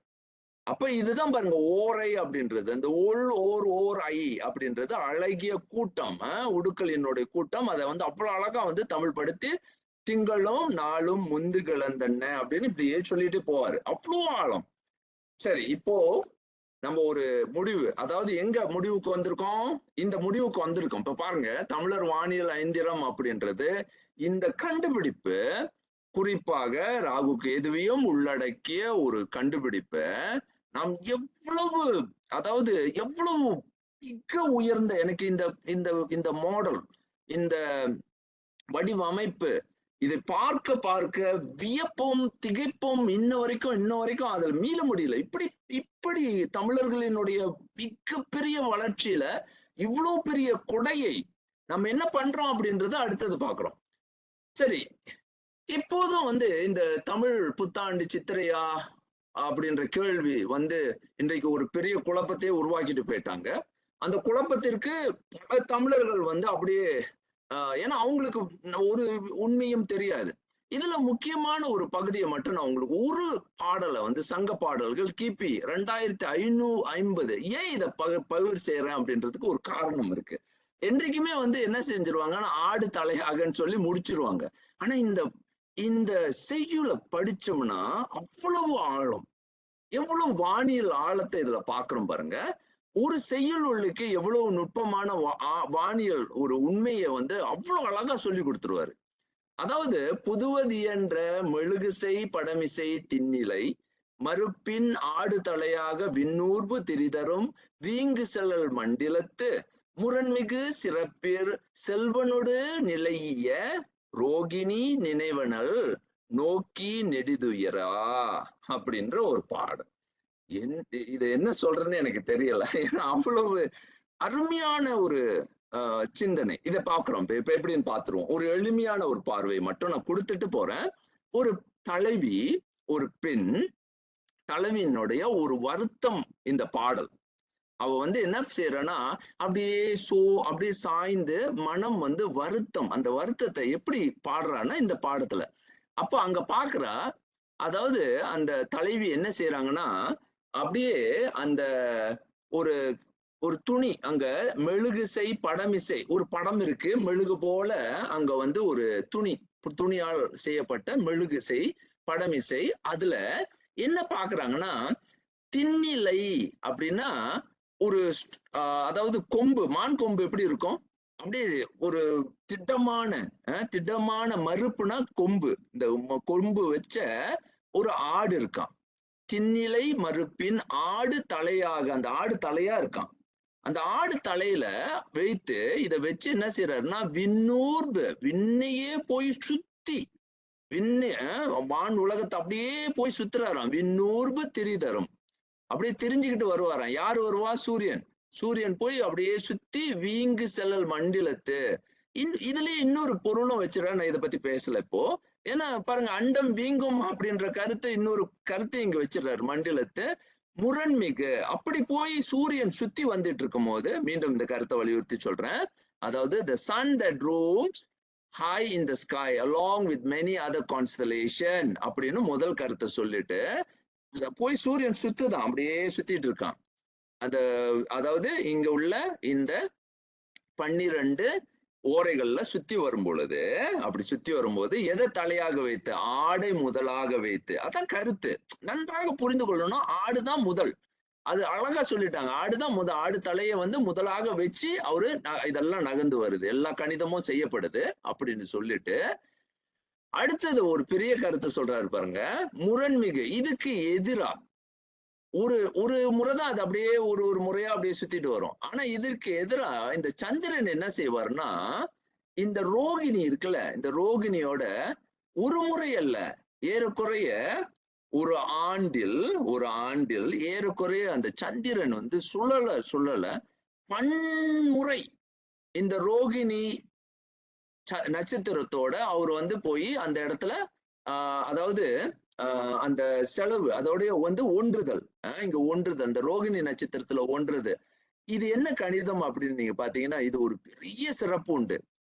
இந்த கணிதத்தினுடைய நுணுக்கம் என்ன அப்படின்னா, இந்த சந்திரன் வந்து இது வந்து நம்மளாம் இன்னைக்கு உருவ சிந்தனையில பாக்குறோம். அப்படி இல்லை. சந்திரன் போய் இந்த ரோகிணி நட்சத்திரத்தோட நேராக படும் காலம் வந்து 1 அல்ல 2 அல்ல, ஏறக்குறைய நீங்க கணிதம் செஞ்சீங்கன்னா ஒரு ஏறக்குறைய 30ற்கும் மேற்பட்டு ஒரு வருடத்துல வந்து பன்முறை வந்து அது நேராக போய் அந்த சூரியனோட அந்த ரோகிணி நட்சத்திரத்துல படுமா. அப்ப இது எப்படி வந்து ஒரு ஓமானமாக காட்டுறாங்க பாருங்க. ஒரு உவமானம் எப்படி இருக்கு பாருங்க. அந்த ஓமானத்துல பலமுறை வந்து அந்த தலைவன் அந்த தலைவியோட போய் ஒன்றுகின்ற அந்த முறையை காட்டுது. அப்ப இவ சொல்ற அந்த தனிமையில என் தலைவன் எப்பொழுது மீண்டும் வருவான்? இந்த சந்திரனை போல அந்த ரோகிணி காத்து கொண்டிருப்பாளாம். அந்த சந்திரன் வந்து பலமுறை வந்து அந்த ரோகிணியை சந்தித்து போவது போல, ஏன் என் தலைவன் மட்டும் என்னை வந்து சந்திக்கல அப்படின்ற அந்த கேள்வியோட அவ வந்து அந்த அந்த நிலவை வந்து பாக்குறார். ரோகிணி நினைவனள் நோக்கி நெடிதுயரா. அப்ப துயரத்தை வந்து அப்படியே ஒரு மனக்கசப்பா சொல்றாங்க. அப்போ இங்க பாருங்க இந்த தலைவியினுடைய அந்த ஒரு பார்வைய எவ்வளவு அழகாக வர்ணனை செஞ்சு அதே சூழல்ல வானியல் அறிவியலை அப்படியே கொண்டு வந்து இதுல பதிவு பண்ணிடுறாங்க. இதுல எத்தனை அடிப்படைகள் இருக்குன்னா, அதாவது அந்த புத்தாண்டினுடைய ஆண்டு எப்படி கணிக்கப்படுகின்றது என்ற அந்த கணிக்கையும் சொல்லி, சந்திரனுடைய இயல்பையும் இங்கு சொல்லி அவ்வளவு அழகாக ஒரு ஒரு ஒரு அழகான ஒரு 10 பாட்டு செய்யப்பட்டிருக்கு. இது வந்து கிபி 250. இப்ப பாருங்க. இப்போ கிபி 50ல இருந்து இங்க ஏறக்குறைய ராஜராஜ சோழ காலத்துக்கு வரும். ராஜராஜ சோழ காலங்கள்ல எல்லாம் சித்திரை விழுவினல் கொடுப்பது அப்படின்ற ஒரு கருத்து இருந்திருக்கு. இது பாருங்க 1106ல நடந்த ஒரு கல்வெட்டு. இந்த கல்வெட்டுல குறிக்கப்படுறது. இங்க என்ன இருக்கு?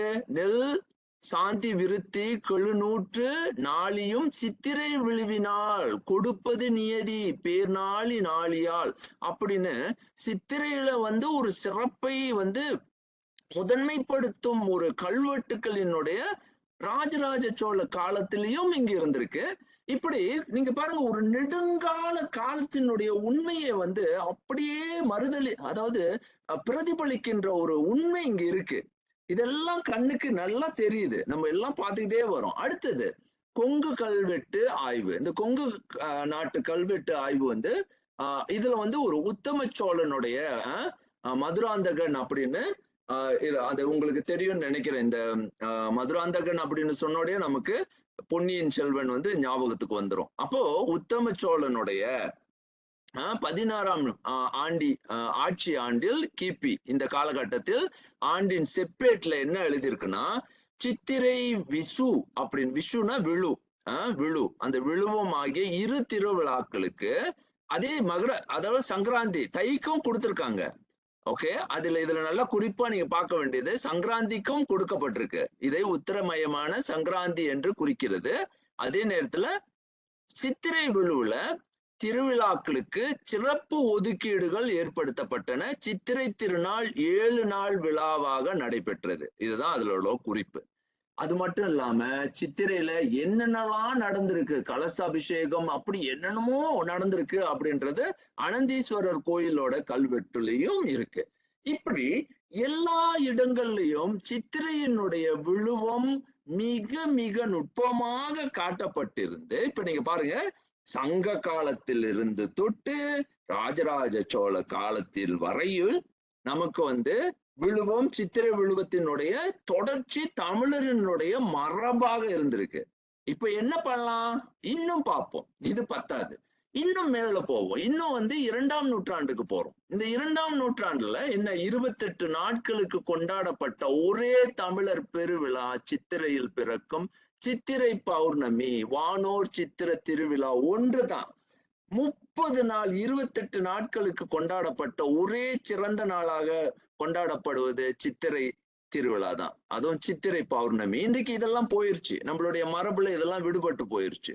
எப்ப சித்திரை திங்கள் சேர்ந்தன அப்படின்னு சிலப்பதிகாரத்துல இந்திர விழா ஊரெடுத்த காதையில ஒரு பெரிய படலமே போகுது. வேலோர் விளைய விழாக்கோள் எடுத்த நாளேல் நாளினும் நன்கு இனிது உரைக அப்படின்னு மணிமேகலை சொல்லுது. அதே காலகட்டம். அப்போ நாளேல்னா 28 நாட்கள். அங்க என்னென்னலாம் நடக்குதுன்னு சொல்றாங்க. பசியும் பிணியும் பகையும் நீங்கி எல்லா வகையான பகையும் நீக்கும் நாளாக அந்த சித்திரை பௌர்ணமி இருக்கு. அது மட்டும் இல்ல, பசி தீர்க்கும் காலமாகவும் வசியும் வளனும் சுரக்க எல்லா சிறப்புகளும் சுரக்க வேணும் என வாழ்த்தி. இது யார் பாடுறா? சிலப்பதிகாரத்திலையும் மணிமேகலை யாரு? சீர்த்தலை சாத்தனார். அது ஒரு புத்த நூலாகவும், இங்கு சிலப்பதிகாரம் ஒரு சமண நூலாகவும் வெளிப்பட்டு காட்டப்பட்டிருந்தாலும் அவர்கள் சித்திரைக்கு கொடுத்திருக்கின்ற அந்த ஒரு சிறப்பு எங்கேயுமே இல்லை. தெய்வ அருளில் சாந்தி பெறும் திருவிழாவாக தீப சாந்தி செய்தருள் நல்நாளாக மணிமேகலை சொல்லுது பாருங்க. தீப சாந்தி செய்யும் நல்நாள் தான் சித்திரை பெருநாள்.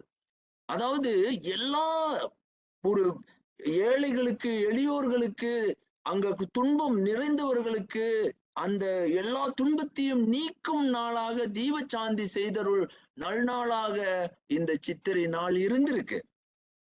அது மட்டும் இல்ல, திருக்குறள்லயும் இருக்கு. சிறப்போடு பூசனை செல்லாது வானம் வரக்கு மேல் வானோருக்கு என்று. அந்த பூசனை அப்படின்றது எதை சொல்றாரு? இதைத்தான், சித்திரையை தான் சொல்றாரு. ஏன் அப்படின்னா இந்திரனை தான் குறிப்பா சொல்றாரு. அங்க சிறப்பு பூஜையே சித்திரையில தான் நடக்கும். இந்த சிறப்போடு வானோருக்கு செய்யும் பூஜை சித்திரை பூஜை. ஏன்னா அது வானோர் பூஜை. அதுக்கு உள்ள பூஜையை இங்க சொல்லிட்டாரு. இன்னைக்கு வரைக்கும் இன்னொரு கேள்வி வருது, குறள்ல எங்கெங்க இந்த மாதிரி எல்லாம் இருக்கு? அவர் சமயத்தை பத்தியே பேசுறதும் நேரடியாவே இருக்கு. அடுத்தது, ஐந்தவித்தான் ஆற்றல் அகல் விசும்புலோர் கோமான், பெரிய அரசனே இந்திரனே சாலும் கரி அப்படின்னு தெக்க தெளிவா சொன்னாலும் இன்னைக்கு இல்ல அப்படின்னு அது ஒரு கூட்டம் எப்போதும் அதுதான் சொல்லுவேன். இங்க நாத்திகர்களுக்கு செவிசாய்க்கும் முறையை நம்ம முதல்ல விட்டுறணும். அவங்களுக்கு தெளிவே இல்லை, அவங்களுக்கு பிரச்சனையே வேற. அவங்க பிரச்சனை கொடுப்பதற்காகவே நம்மளுடைய சமயத்தை இழிவு செய்வதற்காக, நம்மளுடைய வழிபாட்டு முறையை தாக்குவதற்காக தான் அவங்க இந்த முயற்சியில இறங்குறாங்க. அவங்க பேச்சு கேட்டு நாம நம்மளுடைய சிந்தனையை தடம் பெயர்க்க செய்யக்கூடாது. அது தெளிவா இருக்கணும் நமக்கு. இங்க பெரும்பாலும் தமிழ்நாட்டிலே இது ஒரு பெரிய தடை, அதாவது ஒரு தடையாகவே இருக்கு. இது ஒரு பெரிய இடர்பாடு. இங்க தெளிவா சொல்றாங்க பாருங்க, ஐந்தவித்தான் ஆற்றல் அப்படின்னா என்னன்னா, ஒரு மனதில் ஒரு 5 புலன்களை அடக்கியவன் யாரு? கோமான், வானோருக்கு அரசனாக இருக்கக்கூடிய இந்திரனுக்கே, இந்திரனை விட இந்திரனே உன்னை தனை வழங்குவான் அப்படின்னு. ஏன் அது அப்படி சொல்றாங்கன்னா, இந்திரன் அப்படின்றத முன்பே சொல்லிட்டேன். என்பது இன்பம், இன்பத்தின் திரட்சியாக இருப்பவன். அப்போ இன்பத்தினுடைய அதாவது எதிர்நிலை என்னன்னா, 5 புலன்களையும் அடக்கி ஒரு மனிதன் இருப்பானானால் அவன் எல்லா புலன்களும் இன்பத்தை சுகிப்பதை அப்படியே தன்னுடைய இன்ப சுகிப்பை கட்டுப்படுத்த முடியும் ஒருவனுக்கு இருக்குமானால் நிச்சயமாக இந்திரன் தலை வணங்குவான். ஏன்னா இந்திரன் இன்பத்தினுடைய வெளிப்பாடாக நாம பார்க்கிறோம். அப்ப இன்பத்தின் அந்த இன்பத்தினை ஊட்டும் ஒரு முறையினை வளர்க்கும் ஒரு வடிவாக இந்திரனை காணப்பட்டாலும் அது அதாவது ஒரு புலம். பிறகு இதை பற்றி பேசுவோம். அப்போ அந்த நிலையில ஒருவன் எதிர்த்து அதை செய்ய முடியுமானால் நிச்சயமாக அது ஒரு மிகப்பெரிய சாதனை உலகை பொறுத்த மட்டிலும். இப்படி இந்த இந்த உண்மைகள் எல்லாத்தையும் வந்து பதிவு செய்திருக்கின்றார்கள் நம்மளுடைய தமிழர்கள். அடுத்தது நீங்க பார்த்தீங்கன்னா இங்க என்ன பார்க்கிறோம் அப்படின்னா, இது இன்னொரு பெரிய புரட்சி. இங்க என்ன புரட்சி நடக்குது அப்படின்னு பாத்தீங்கன்னா, இது தமிழ் புத்தாண்டு, சித்திரை புத்தாண்டு உன்னுடைய இதுல வந்து காய்கனிகள் வேனில் காலத்துல தான் காய்க்கும் அப்படின்னு முழுமையாக வெளிப்படுத்தியிருக்காங்க. நீங்க பாருங்க, பூ பூக்கிறது, காய் காய்க்கிறது, இதெல்லாம் எந்த காலகட்டத்துல?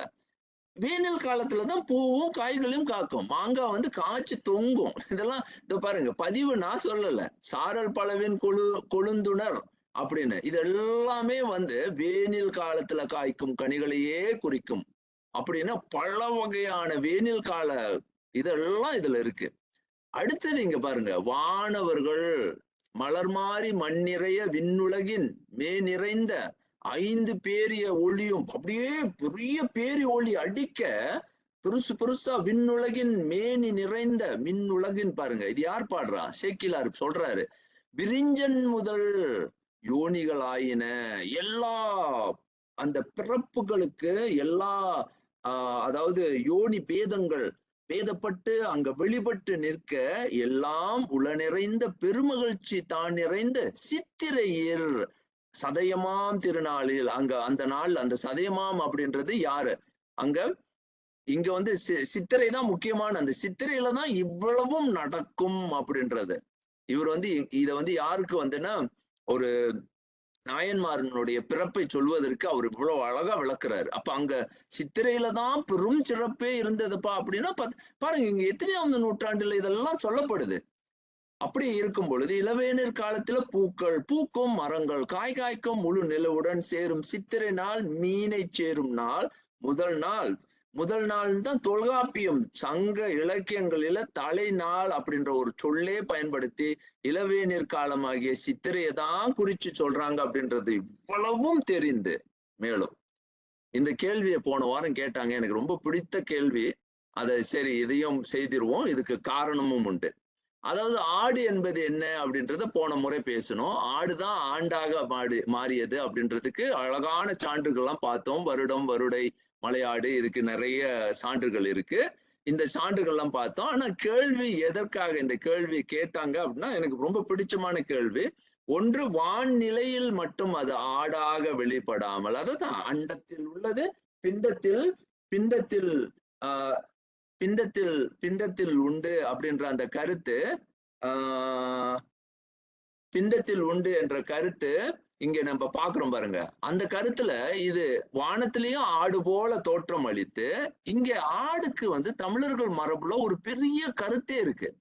வீரபத்திரர் வந்து தக்கனின் தலையை வந்து அறிதல், இது வந்து கந்தபுராணத்துல தக்கனின் தலையை அறிந்து ஆடு தலையை பொறுத்துறார். இது வந்து மிக நுட்பமான ஒரு புராண சிந்தனை. அப்போ இங்க வந்து என்ன பாக்குறோம் அப்படின்னா, இங்க பாத்தீங்கன்னா நம்ம இது ஒரு கருத்து. ஏன் வந்து தக்கனுக்கு வந்து வீரபத்திரர் வந்து தலையை அறிந்து ஆடு தலை பொருத்த வேண்டும் அப்படின்ற ஒரு கேள்வி வருது பாருங்க. ரொம்ப நுட்பமான கேள்வி. அடுத்தது அஜமுகி. அதாவது அஜமுகி அப்படின்றவங்க வந்து 3, அதாவது சூரபதுமன், சிங்கமுகன், அதாவது சிங்கமுகன், இதுல வந்து அஜமுகி ஒரு இந்த கருத்துல முதல்ல முக்கியமானது அஜமுகி அப்படின்றது. அஜம் என்பது அதாவது ஆடுதான், ஆடுமுகிதான், ஆடுமுகி, ஆட்டினுடைய முகம் கொண்டவள் அப்படின்ற அந்த இது என்ன பொருள் அப்படின்னு பார்க்கும் பொழுது இது வந்து காமம் அப்படின்ற முரல் பொருள்ல வருது. காமம் அப்படின்றது காமம் வெளிப்படும். காமம்னா தப்பா நினைக்க கூடாது. இது லஸ்ட் அப்படின்னு போட்டிருந்தாலும் நான் இங்க எதுக்கு போடுறேன்னா அஜமுகியை குறிக்கின்ற கருத்துல இங்க சொல்ல வரேன். இதே வந்து காமம் என்பது அடிப்படையில் நமது ஆசைகளின் வெளிப்பாடு. பேராசையாகவும் அஜமுகி நிற்கின்றார். அது இப்ப இங்க என்னன்னா, ஆசை என்பது இந்த ஆடு தலையினுடைய பொருளாக இங்க வெளிப்படுது. பிறகு இதை பற்றிய புராண சிந்தனைவியலுக்கு போகும் பொழுது புராண அந்த சொல் இலக்கணங்களை நம்ம பார்ப்போம். அங்க வந்து செமியோட்டிக் சயின்ஸ் அப்படின்னு சொல்லக்கூடிய சின்னம சிந்தனை அல்லது திருவுருவ சிந்தனையினுடைய அறிவியலை நம்ம பார்க்கவிருக்கிறோம். ஆனா இங்க என்ன பொருள்னா, இந்த ஆடு என்பது எதற்காக தேர்ந்தெடுக்கப்படும்னா, நமது ஆசையை அது வெளிப்படுத்தும் ஒரு முழு நிலை அப்படின்னு. அந்த ஆசையை வெளிப்படுத்தும் ஒரு முழு நிலை, அந்த நிலையை காட்டும் ஒரு வடிவாக அப்படின்ற அந்த பொருள்ல தான் இங்க ஆடு என்ற அந்த தேர்வும் இருக்கு. அது ஏன் ஆடுனா பாருங்க, யதார்த்தமா அண்டமும் பிண்டமும் அந்த ஒன்றே செயல்படுகின்ற அந்த காட்சியை இங்க பாக்குறோம். அடுத்தது இது நான் சொன்னல, இந்த இளவேனில் காலங்கள்ல தான் வந்து காம, அதாவது காமனை வேண்டி செய்யும் வில்லவன் விழாவாகவும் கொண்டாடப்பட்டிருக்கு. அப்ப நீங்க நல்லா பாருங்க, எப்படி சிந்திச்சிருக்காங்க பாருங்க. அப்ப நான் சொல்றேன் இது இல்ல, அதாவது இது உங்களுடைய கருத்தாக இருக்குமா? இல்ல. அதாவது காமர் வேனில் மண் இது, யாணர் வேனில் மண் இது, இன்ப வேனில் வந்ததன்று நம் வையின். இதெல்லாம் வந்து என்ன சொல்றாங்க? கொண்டாடப்பட்டு சங்க காலத்துல காம வேலுக்குரிய இவ்விழா இளவேனில் காலத்தில் நடந்தேறியதை சங்க பாடல்களில் பதிவு செய்யப்பட்டுள்ளன. அப்படின்னா இப்ப இது என்ன சொல்ல வருது?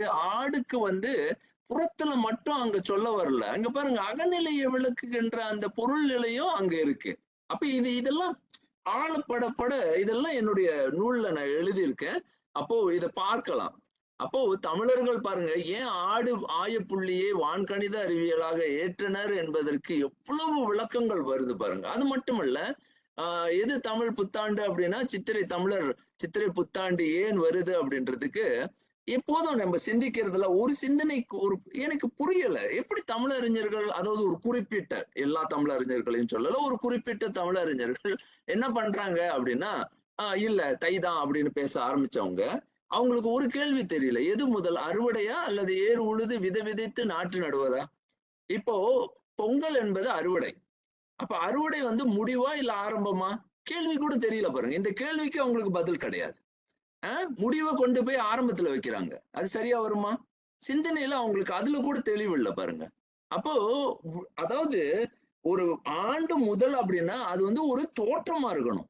அப்ப விதை விதைக்கிறது தான் ஒரு விவசாயிக்கு ஒரு ஒரு கேள்வி கேட்கிறோம். ஐயா, விவசாயத்துல நீங்க எதையா முதல்ல வைப்பீங்கன்னா, அதாவது விதை விதைத்து உழுது விதை விதைத்து நாற்று நடுவது தான் முதல். பின்பு அதோடைய அறுவடை நாள் வந்து வேறு. இப்ப இது 2க்குமே வந்து ஒன்று அப்படின்ற கருத்துக்கு கொண்டு வந்து அதையும் போட்டு குழப்பி எப்படி குழப்புறாங்க பாருங்க தமிழர்களை. அப்போ இது அப்ப சித்திரை கரந்தை புழுதி மண்ணை வந்து உழுவது, நல்லேர் பூட்டுதல் அப்படின்ற புழுதி உழவு, கோடை உழவு அப்படின்னு நிறைய விஷயங்களை செய்திருக்கின்றார்கள் தமிழர் மரபுல.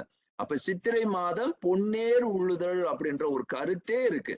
அப்ப சித்திரை மாதத்து உழவு பத்தரை மாத தங்கம் அப்படின்ற ஒரு கருத்து. இப்படி பல்வேறு நிலைகள்ல எனக்கு என்ன குழப்பம்னா, இப்ப தமிழறிஞர்களுக்கு இது எந்த தமிழையும் படிக்கலையா? இதுல எந்த தமிழும் தெரியாதா? இதுல ஒரு கருத்தை கூடமா அவங்க படிக்கல அப்படின்ற கேள்வி. சரி, அடுத்தது. இப்போ தமிழர்கள் இங்க தமிழர் வளர்த்த புறக்கால அறிவியலை மேற்கத்திய கால அறிவியலுக்கு வித்திட்டு இருக்கின்றது. Western's science of time originated from தமிழர் சயின்ஸ் ஆஃப் டைம். இது எப்படி போயிருக்கு அப்படின்றது நீங்க பிறகு இப்ப தெரியும். ஏன்னா தமிழர்களினோட கொடை எங்க போயிருக்கு? ஆங்கிலேயர்களுக்கு போயிருக்கு. கால எந்திரம் கேலண்டர். காலந்திர கேலண்டர், லத்தீன் காலண்டர். அப்ப கால எந்திரம் அப்படின்ற அந்த சொல் முதல்ல தமிழர்கள் ஆங்கிலேயர்களுக்கு கொடுத்த சொல்.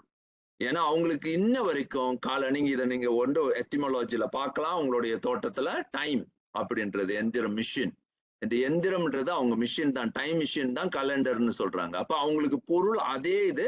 ஆனா அவங்க கிட்ட விளக்கம் கேட்டீங்கன்னா எப்படி இந்த விளக்கம் வந்துச்சுன்னா அவங்களுக்கு தெரியாது. ஆனா நம்மால் சொல்ல முடியும், அது கால எந்திரம், அதுதான் டைம் மிஷின் அப்படின்னு நம்ம சொல்றோம்.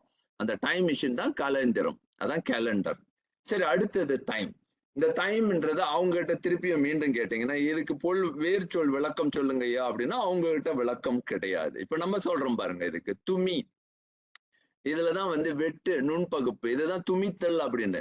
திமி, திமி, இது வந்து திமி அப்படின்றது திமி, திமோ, திமா. இது வந்து நேரடியா எத்திமாலஜி எடுத்தது. திமியில இருந்து பாருங்க திமா இது வரைக்கும் அவங்க பயன்படுத்துறாங்க. இதெல்லாம் இதுக்கு இன்னும் நிறைய சொற்கள் அப்படியே இருக்கும். இன்னொரு சொல்ல நான் சொல்றேன், தேம், தேயம். தேயம்ன்றது இலக்கு, தேயம்ன்ற இடம், டைம். இந்த தயம்ன்றது டைம் அப்படின்றது இன்னைக்கு, அதாவது இடத்தையும் குறிக்கும். திமி என்பது வெட்டு நுட்பகுப்புகளாக அது அமைக்கப்படுகின்ற ஒரு பொருளும் அப்படின்றது டைம். அப்ப வெளியின் எண்ணிலி நுண்பகுப்புகளை கொண்டது டைம் அப்படின்னு. வெளியை வந்து வெட்டுறாங்க, அந்த ஸ்பேஸ். ஐயோ, இந்த மேட்ஸ் இருக்கு, இதுக்கு நான் வந்து நான் நினைக்கிறேன் அவங்க காலில் விழுந்து எத்தனை முறை விழுந்து கும்பிட்டாலும் நான் நினைக்கிறேன் சிறப்பு அங்கதான் இருக்கு. காலத்தை வெளியே, அதாவது நுண் பகுப்புகளாக பிரிக்கும். இதான் கல்குலஸ். நான் வந்து கணிதம் என்னுடைய துறையே கணிதமாக இருக்கின்றதுனால நான் இதை சொல்லுவேன். இது மிகச்சிறந்த ஒரு அறிவு நுட்பம். அதாவது வெளியே எண்ணிலி நுண்பகுப்புகளாக பகுக்க முடியும் என்ற அந்த சிந்தனையை கொடுத்திருக்கின்றார்கள் தமிழர்கள் அப்படின்றத நம்ம இங்க பாக்குறோம் பாருங்க. அப்ப அதாவது இந்த தும்மி அப்படின்றது கட் அண்ட் டைசெக்ட். அந்த தும்மின்றதை கட் அண்ட் டைசெக்ட் பண்ணலாம். அப்ப இங்க என்ன சொல்றேன், time as a infinitesimally dissected space. Calculus, exactly calculus. அப்போ பாத்தீங்கன்னா டெஸ்டினேஷன் அப்படின்னு தேயம் அப்படின்ற கருத்து இங்க அப்பயே நுட்பமா வச்சுட்டாங்க. அடுத்தது இயர். இயர் என்பது ஆடு அப்படின்ற கோட் ஒரிஜின் பாயிண்ட் முன்பே சொன்னா, ஆடு ஆண்டு, யாடு யார் அப்படின்றதுதான் இயரா மாறுது. பெயராத ஆடு புள்ளியில் கூடுவதுக்கு பேரு வந்து ஆடு, அந்த இயர் அப்படின்றது. அதாவது யார் அப்படின்றது தான், யார் அப்படின்றது தான் ஆடுன்றது அங்க போயிருக்கு. சரி, இது கூட உங்களுக்கு சரி சொல்றது சரியா இருக்குமோ அப்படின்றது எனக்கு சந்தேகமா இருக்கு. நான் அடுத்தது காட்டுறேன். எஸ்ட்ரோஸ்பேஸ் கோஆர்டினேட் ஒரிஜினை காட்டுது. இங்க பாருங்க.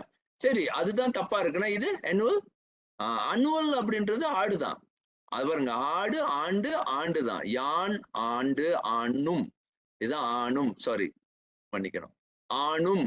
அதான் ஆணுவல் அப்படின்னா அனுவல் ஆகி பேரா ஆடு புள்ளியில் கூடுவது தான் அனுவல் அப்படின்ற பகிர்ந்து ஆடுவல். அதுதான் ஆடு, அந்த ஆடுவோடைய புள்ளி. அந்த யான் என்ற அந்த சொல்லுல இருந்து ஆண் அப்படின்றது, அந்த ஆண் என்ற சொல்லதான் அணும் எனும் அப்படின்ற அந்த சொல் வந்திருக்கு.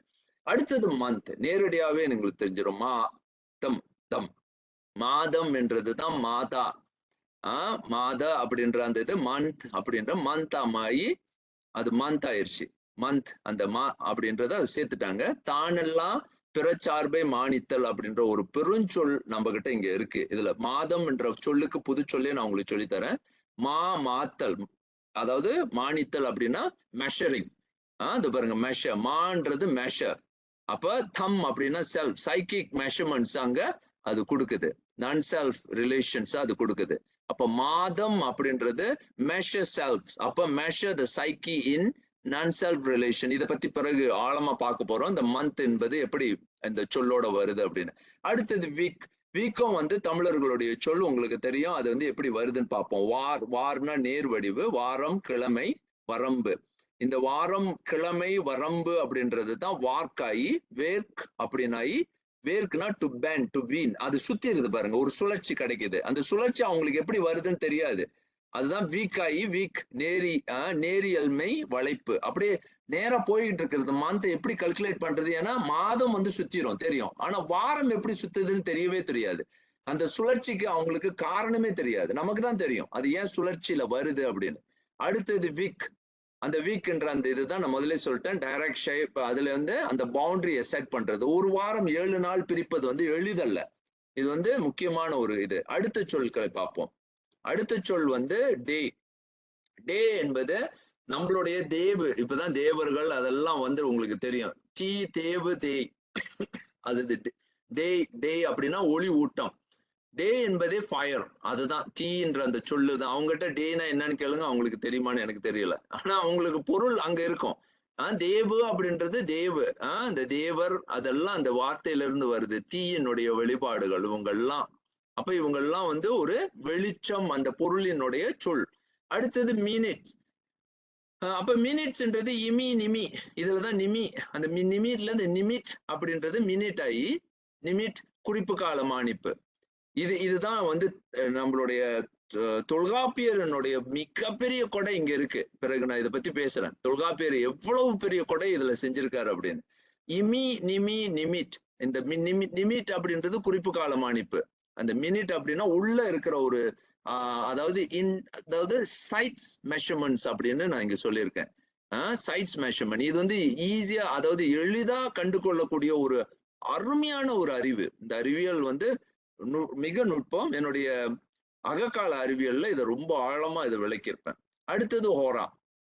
இன்றைக்கு வரைக்கும் தமிழர்கள் நினைக்கிறாங்க ஹோரா என்ற வார்த்தையை வந்து நம்ம கடன் வாங்கிதான் இருக்கோம் அப்படின்னு. இல்லை, இப்ப இவ்வளவு கண்டுபிடிப்புகளுக்கு மத்தியில நீங்க சொல்லுங்க, இது வந்து ஆங்கிலேயர்கள் நமக்கு கொடுத்த கொடையா இல்ல நாம அவர்களுக்கு கொடுத்த கொடையா? சிந்திப்போம். இங்க பாருங்க, ஓர், ஓரை, ஓரா. ஓர் அப்படின்னா ஓரை நான் முதல்ல அதுக்கு விளக்கம் காட்டிட்டேன். ஓரா அப்படின்றது நாள்மீன் குழுமம். இது வந்து நேரடியாகவே ஓரை அப்படின்றது ஒன்றி அப்படின்னு அதுக்கு முதல்ல தொல்காப்பியத்தினுடைய விளக்கத்தையும் காட்டிட்டேன். ஜோடியாக் நிச்சயமா சொல்லுங்க. இதுல ஜோடியாக்ன்ற வார்த்தை நிச்சயமா நமக்கு நல்லா புரியுது. சோதின்ற அந்த சொல், இந்த சோதிக்கு நான் பிறகு இன்னும் ஆழமான விளக்கம் தரேன். சோதி இடம், சோதியினுடைய இடம், சோதிடம் அப்படின்னு. அப்ப சோதியம் அப்படின்ற கருத்து சோதியாக் அப்படின்னாகி குழுமமாகி சோதியங்கள் குழுமையாகி அதாவது ஜோடியாக் அப்படின்னு வருது. அப்ப அதை பாருங்க, சோதிடம் அப்படின்னா குரூப் ஆஃப் ஃபிளேம்ஸ் illumination. அப்ப சோதியாக் அப்படின்னா குரூப் ஆஃப் ஃபிளேம்ஸ், அதெல்லாம் ஒன்றாக இது பண்றது, குழுமம் செய்யறது. அப்ப இப்படி இவ்வளவு சொல்லுக்கு மத்தியில இன்னும் பார்க்கணும்ல, சன் அப்படின்ற இந்த ரெண்டு சொல்லு இல்லாம நம்ம எதையுமே நகர்த்த முடியாது. அடுத்தது சை. சன் என்பது செய், ஒழுங்கு, ஆற்றல், ஸ்பிரிட் அப்படின்றதெல்லாம் பின்னால பார்க்க போறோம். சன் என்பது ஒளி, சன் செம்பொருள் அப்படின்றது செந்தி அப்படின்னு நான் முன்பே விளக்கிட்டேன். செந்தி இர அப்படின்ற அந்த சந்தீர அப்படின்ற அந்த சொல் வந்து அந்த சன் என்ற அந்த சொல்லை வந்து உள்வாங்கிய சொல் அப்படின்னு போன முறை பார்த்தோம். இரவில் தோன்றும் செந்தி, இரவல் செந்தி, அந்த சன் என்ற அந்த சொல்லோட ஒன்றிய ஒரு பொருள், அதாவது பொரோட் க்ளோவிங் லைட். இந்த சந்திரனுக்கு மட்டும் இரவலையும் வெளிப்படும், அதே நேரத்துல சக்தியையும் அதாவது தீயையும் இரவல் வாங்கியிருக்குன்றது ஒரே சொல்லுல சொல்லி கொடுக்கிற ஒரே வார்த்தை சந்திரன். அதான் அருமையான ஒரு சொல். அடுத்தது இந்த சொல்ல வந்து மூன் அப்படின்றதுதான் ரொம்ப பேருக்கு இதுல எப்படிங்க மூன் தமிழ் சொல்லா அப்படின்னா நிச்சயமாக தமிழ். நான் முதல்ல இதை மட்டும் சொல்றேன், பிரிக்கிறேன், அதை பிரிச்சா உங்களுக்கு தெரிஞ்சிடும். முன் இன் அப்படின்னா நான் முன்பே சொல்லிட்டேன், அது வந்து இந்துவை காட்டுது. இந்து அப்படின்ற சொல் வந்து நமக்கு தெரியும். இந்த மூ இன் அப்படின்றது என்ன அப்படின்றத நான் இங்கே சொல்லி காட்டிடுறேன். இன் அப்படின்றது இந்து நமக்கு தெரியும். மூ என்பது அது மூ அப்படின்னா ஆண்டு, இல்லைன்னா மூப்பு உடையது, அதாவது அது வந்து வளர்ந்து, அதாவது ஒரு பக்கல் அப்படின்னு சொல்லுவாங்க. இது தமிழ் கொஞ்சம் ஆழமா போறது எனக்கு கொஞ்சம் கஷ்டம்தான். நான் என்ன செய்யறேன், வளர்த்தேய் பக்கல் காலம் அப்படின்னு. அத மூணுன்னா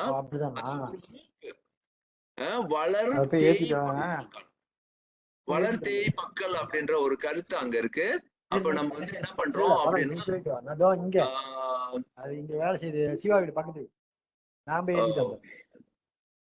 கொஞ்ச நேரம்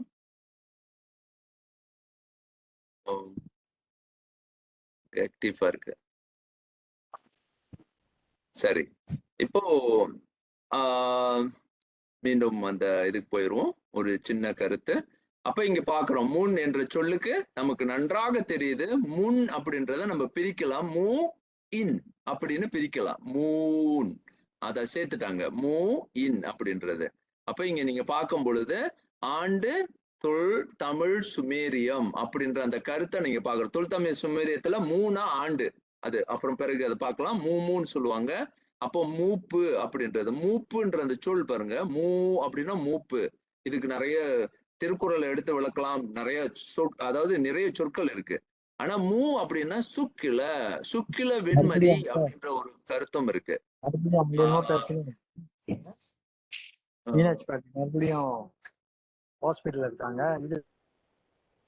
அப்போ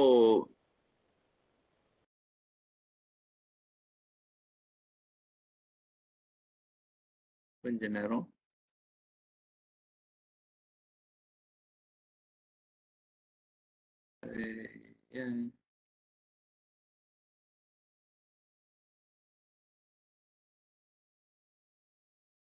சரி.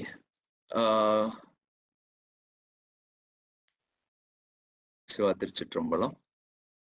ஓகே, சரி, இது வரைக்கும் நம்ம பார்த்தோம். அடுத்தது இப்ப நமக்கு வந்து தெரியுது. இதுல இருந்து நம்ம என்ன பார்க்கிறோம் அப்படின்னா, ஒரு முழுமையான தமிழர்களினுடைய வளர்ச்சியில இங்க வந்து என்ன பார்க்கிறோம் அப்படின்னா, இந்து என்ற அந்த சொல் எவ்வளவு ஆழமாக வளர்ந்து எவ்வளவு நுட்பமாக இந்த தமிழர் கால அறிவியலை புறநிலையில, இப்ப இவ்வளவு வரைக்கும் இவ்வளவு நேரம் நம்ம வந்து புற வடிவுல பார்த்திருக்கோம். அப்போ அந்த ஒழுங்கு, அந்த தமிழர்கள் வளர்த்த தமிழர் வானியல் ஐந்திரம் வந்து எவ்வளவு நுட்பமாக வடிவமைக்கப்பட்டு இந்த ஒவ்வொரு காலத்தையும் அவங்க எவ்வளவு ஆய்வு செய்து இந்த மாதிரியான நமக்கு வந்து திருவிழாக்களையும் நமது திருநாட்களையும் உருவாக்கி இருப்பாங்க அப்படின்றது நம்ம முதல்ல தெளிவுக்கு வரணும்.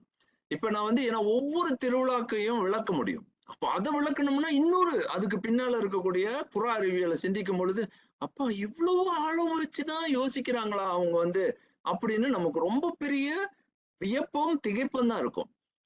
இப்ப திருவாதிரை இருக்கு. நீங்க ஒவ்வொரு நாளையும் எடுத்து இப்ப கந்த சஷ்டியை நான் வந்து மிக விரிவா விளக்குவேன்.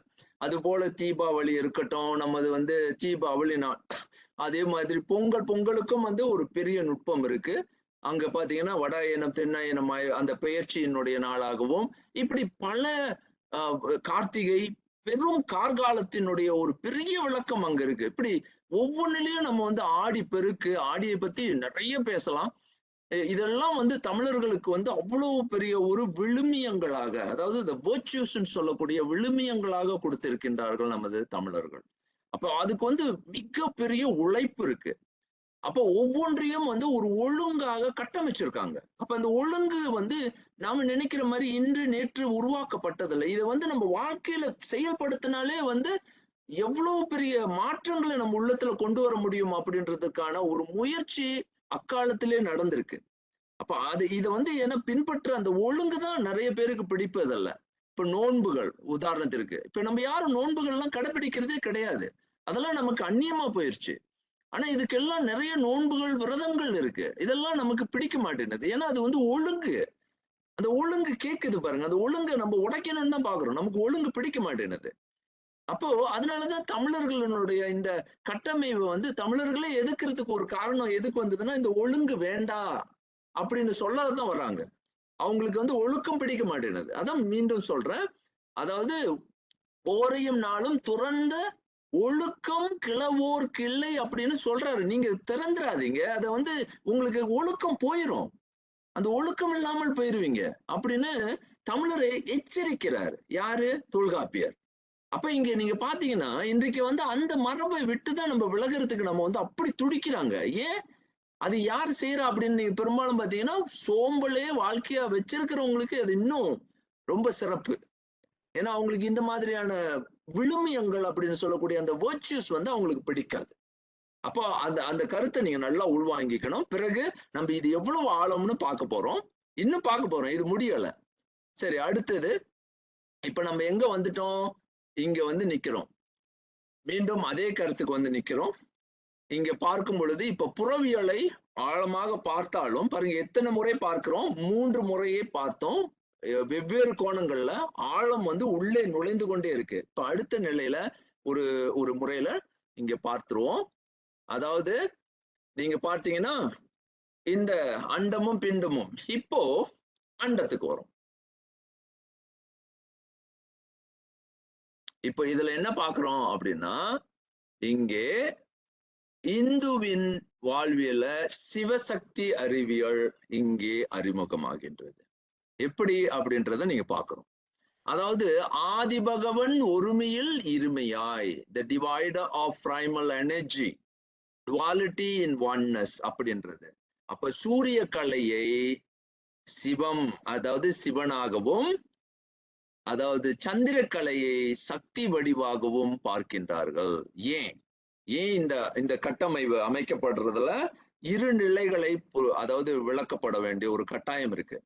சந்திரன் வந்து தேயும் வளரும் ஆற்றலை போல. நம்ம உடம்புல வந்து ஆற்றல் வந்து குறையும் வளரும். ஆற்றலின் வடிவே சந்திரன் தான். நீங்க சந்திரனுடைய ஆள் அறிவியல நம்ம பெறும் பொழுது நமக்கு தெரிஞ்சிடும். இது வந்து இப்ப அகநிலைக்கு வந்துட்டோம். மீயண்ட கோஷத்தினுடைய அறிவியலுக்கு வந்திருக்கும். அதான் மூன் சைக்கிக் எனர்ஜி அப்படின்னு தமிழர்கள் அதை கண்டு கொண்டார்கள். அப்போ ஆற்றல் தேயும் வளரும் சக்தி அப்படின்னு இது ரெண்டுக்கும் வேற்றுமை உண்டு. நான் தெளிவுபடுத்த இன்னைக்கு நேரம் பத்தாது. சக்தி என்பது வேறு, ஆற்றல் பொதுவாகவே ஆற்றல் சக்திக்கு பதிலாக ஆற்றல் பயன்படுத்தும் அப்படின்ற முயற்சியில தமிழர்கள் இறங்கியிருக்காங்க. ஆனா சக்தின்ற பொருள் வந்து ஒரு ஆழம் உடையது. அது பிறகு இன்னும் ஆழமாக விரிக்கிறேன். இன்றைக்கு நான் அதை விரிக்கல. ஆற்றல் வேற, அதாவது சக்தி என்பது குறித்து நகர்வது. ஆற்றல் என்பது பொதுவாகவே ஒரு எனர்ஜி. ஆனா இது வந்து சக்தி என்பது குறித்து நகரும் ஆற்றல் அப்படின்ற பொருள்ல வரும். அது பிறகு இதை பற்றி ஆய்வு செய்வோம். ஆனா இங்க என்னன்னா சந்திரக்கலை. அதே சூரியக்கலை என்பது அறிவு ஞான புலம், கிரேஸ் ஃபீல்ட். இது என்ன அப்படின்னா, ஏன் இது வந்து தேயாத ஒன்று அப்படின்னு பாக்குறோம்னா, ஒரு நமக்கு அனுபவம் என்பது ஒரு முறை பெற்றுவிட்டால் அந்த அனுபவம் நிலைத்து விடும். அந்த அனுபவம் இருக்கும், நம்மோடு இருக்கும். அது வந்து அழியாது. ஆற்றல் இன்னைக்கு நம்மளுடைய ஆற்றல் இன்னைக்கு கூடும், இன்னைக்கு குறையும். அதுதான் தேய்பிறை போல, வளர்ப்பிறை தேய்பிறை போல. ஆனா இங்க இருக்கக்கூடிய ஞானம், அறிவு அப்படின்றது நம்மோடு ஒரு முறை பெறும் பொழுது அது நிலைத்து அந்த அறிவு அங்கேயே இருக்கும். அப்ப அது வளர்க்கும், அது வளர்ந்து கொண்டே போகும். அது ஒரு முறை பெற்றுவிட்டால் அது வளர் நிலையில தான் இருந்து கொண்டே இருக்கும் அப்படின்ற முதல் கருத்தை உள்வாங்கிக் கொள்ளுங்க. அங்கே சிவன் சக்தி அப்படின்ற இரு சக்திகளை இரு நிலைகள்ல ஒன்றாக, அதான் மாதுரு பாகனாக ஆதியை பகர்ந்தவராக, பகவன் ஆதி பகவன் அப்படின்ற அந்த பிரைமல் எனர்ஜியை இரண்டாக பிரிக்கலாம், இந்த சக்தியை இரண்டு நிலைகள்ல பிரிக்கலாம் அப்படின்ற கருத்தை தமிழர்கள் உள்வாங்கி அவர்களுடைய அடுத்த நிலைக்கு போறோம். இங்க வந்து பாருங்க, இதுதான் ஆண் சக்தி பெண் சக்தின்றத இப்ப எப்படி பிரிக்கிறாங்கன்னு பாத்துருவோம். இப்ப அடுத்தது இந்த சக்தியை தான் தமிழர்கள் வந்து உள்வாங்கி சங்க தமிழே இதை தான் உருவாக்கி இருக்கு. அப்ப தமிழர்களுடைய மிகப்பெரிய ஒரு சிறந்த கொடை என்னன்னா இந்த மாதுரு பாகனை கண்ட முயற்சி தான். இது வந்து வேதத்துல கூட இந்த மாதுரு பாகனுடைய வடிவு பேசப்படவில்லை. இதை வந்து ரொம்ப பேருக்கு நான் பிறகு இதை பத்தி பேசுறேன். அங்க இல்லையா அப்படின்னு கேள்வி வரும். பிறகு இதை பற்றி நம்ம விரிவாக பேச போறோம். இந்த சிந்தனை மாதுரு பாகன் அப்படின்ற அந்த கருத்து, ஒருமையில் இருமையாய், டுவாலிட்டி இன் ஒன்னஸ் அப்படின்ற ஒரு கருத்து மிக மிக மிகப்பெரிய கொடை. அப்போ ஆண்மையும் பெண்மையும் ஒன்றே இணைந்ததுதான் சிவம். சிவம் என்ற சொல் அது வந்து பாலுக்கு கட்டுப்படாது. சிவம் என்ற சொல் ஆணையும் குறிக்காது, பெண்ணையும் குறிக்காது. அது இருநிலை கலந்த அழிநிலை குறிக்கும் ஒரு ஒரு முழு நிலையை விளக்கும். அதை நன்றாக புரிந்து கொள்ளணும். சிவன் என்பது ஆண் பால், சக்தி என்பது பெண் பாலாக தோன்றினாலும் அங்க சிவம் என்பது இருநிலை விளக்கும். இது கேள்வி வந்து கணபதி ஐயா கேட்டாரு. அதுல நான் இங்கேயே விளக்கம் சொல்லிடுறேன். ஏன்னா சிவம் என்பது அதனுடைய பொருளே அதுதான். அது மீண்டும் அது ஆழமாக பிறகு பேசுவோம். அங்க அகர முதல் எழுத்தெல்லாம் ஆதி பகவன், முன்பே இதை பேசிட்டோம்.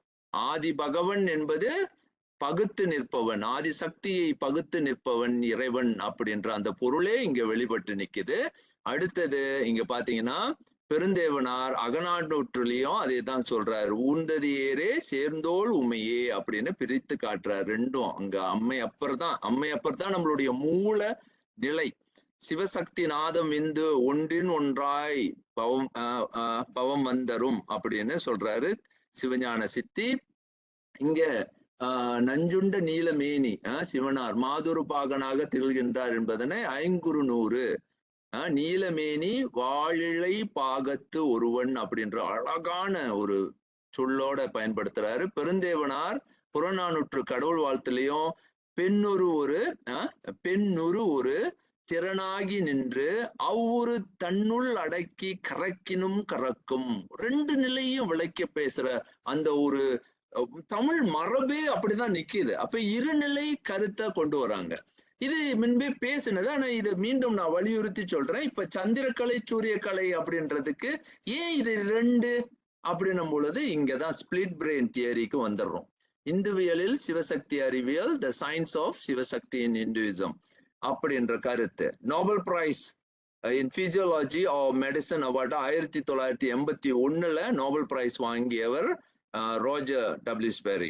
அவர் தான் இந்த ஸ்பிளிட் பிரெயின் அப்படின்ற கருத்தை கொண்டு வந்ததாக சொல்றாங்க. அது உண்மையா இல்லையா அப்படின்னு நம்ம இப்ப இன்னும் கொஞ்ச நேரத்துல பார்க்கலாம். அப்ப சூரிய கலை, சன் சைக்கிக் ஃபீல்ட் அப்படின்ற ஒரு கருத்து, சந்திரக்கலை அப்படின்னு இரு கலைகளையும் வகுத்த ஒரு மரபு. இதை வந்து அதாவது லெஃப்ட் பிரெயின் ரைட் பிரெயின் லாஜிக்ஸை வந்து ஹெமிஸ்பெரிக்கல் லாஜிக்ஸை வந்து அந்த காலகட்டத்திலேயே நம்மளுடைய மரபுல சூரிய கலை சந்திரக்கலையாக பிரித்து விட்டார்கள். அப்ப இந்த கலையில மூளை இயக்கும் முறை இது வந்து இது ஆன்மீகத்துல இருக்கிறவங்களுக்கு இன்னும் இதெல்லாம் தெரிந்து கொண்டார்கள்னா இன்னும் சிறப்பாக இருக்கும். இப்ப இதுதான் வந்து கோயிலாகவே கட்டமைச்சார்கள். இதுதான் கோவில் வடிவு. கோவில்ல உள்ளம் பெருங்கோவில் ஊனுடம்பு ஆலயம் அப்படின்னு எந்த மரபுல சொல்லப்பட்டிருக்கு நீங்க சொல்லுங்க. ஊன் உடம்பு தான் ஆலயம்ன்ற ஒரு கருத்தை எங்கேயாவது ஒரு மரபுல சொல்லப்பட்டிருந்தா அதை விட சிறந்த மரபு எங்கேயுமே பார்க்க முடியாது. ஏன்னா அப்படிப்பட்ட ஒரு மரபின் வழிபட்டவர்கள், உயிர்களின் உள்நோக்கு, உள்முக நோக்கு, எண்டோஸ்கோபிக் வியூ ஆஃப் பீயிங் இங்கதான் இருக்கு.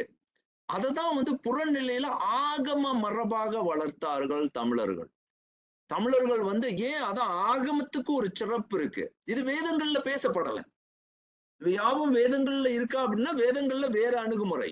ஆனா இங்கு நாம பார்க்கக்கூடிய அணுகுமுறை இன்னும் ஆகம அடிப்படைக்கு உள்ள வந்துடுறோம். இன்னும் நுட்பமா போறாங்க. இன்னும் அந்த அந்த பாத்தீங்கன்னா டெப்த் சைக்காலஜி இன்னும் ஆழமா கொண்டு போறாங்க.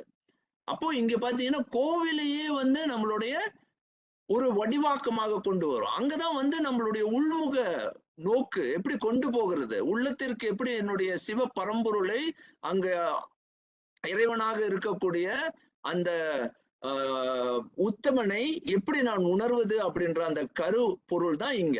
இது பாத்தீங்கன்னா இந்த முறையிலேயே வந்து விநாயகர் புலம், முருகர் புலம் அப்படின்னு பிரித்து இவை இரண்டும் சிவமூர்த்தங்களாக உருவாக்கி அங்கே வந்து விநாயகருடைய ரைட் பிரெயின், அதாவது முருகரை வந்து லெஃப்ட் பிரெயின்டா மாத்தி இந்த கருத்தை பாத்தீங்கன்னா முருகருக்கு வந்து காரண காரியம், கொசாலிட்டி திங்கர், இதெல்லாம் பிறகு ஆழமா விரிக்க போறோம்.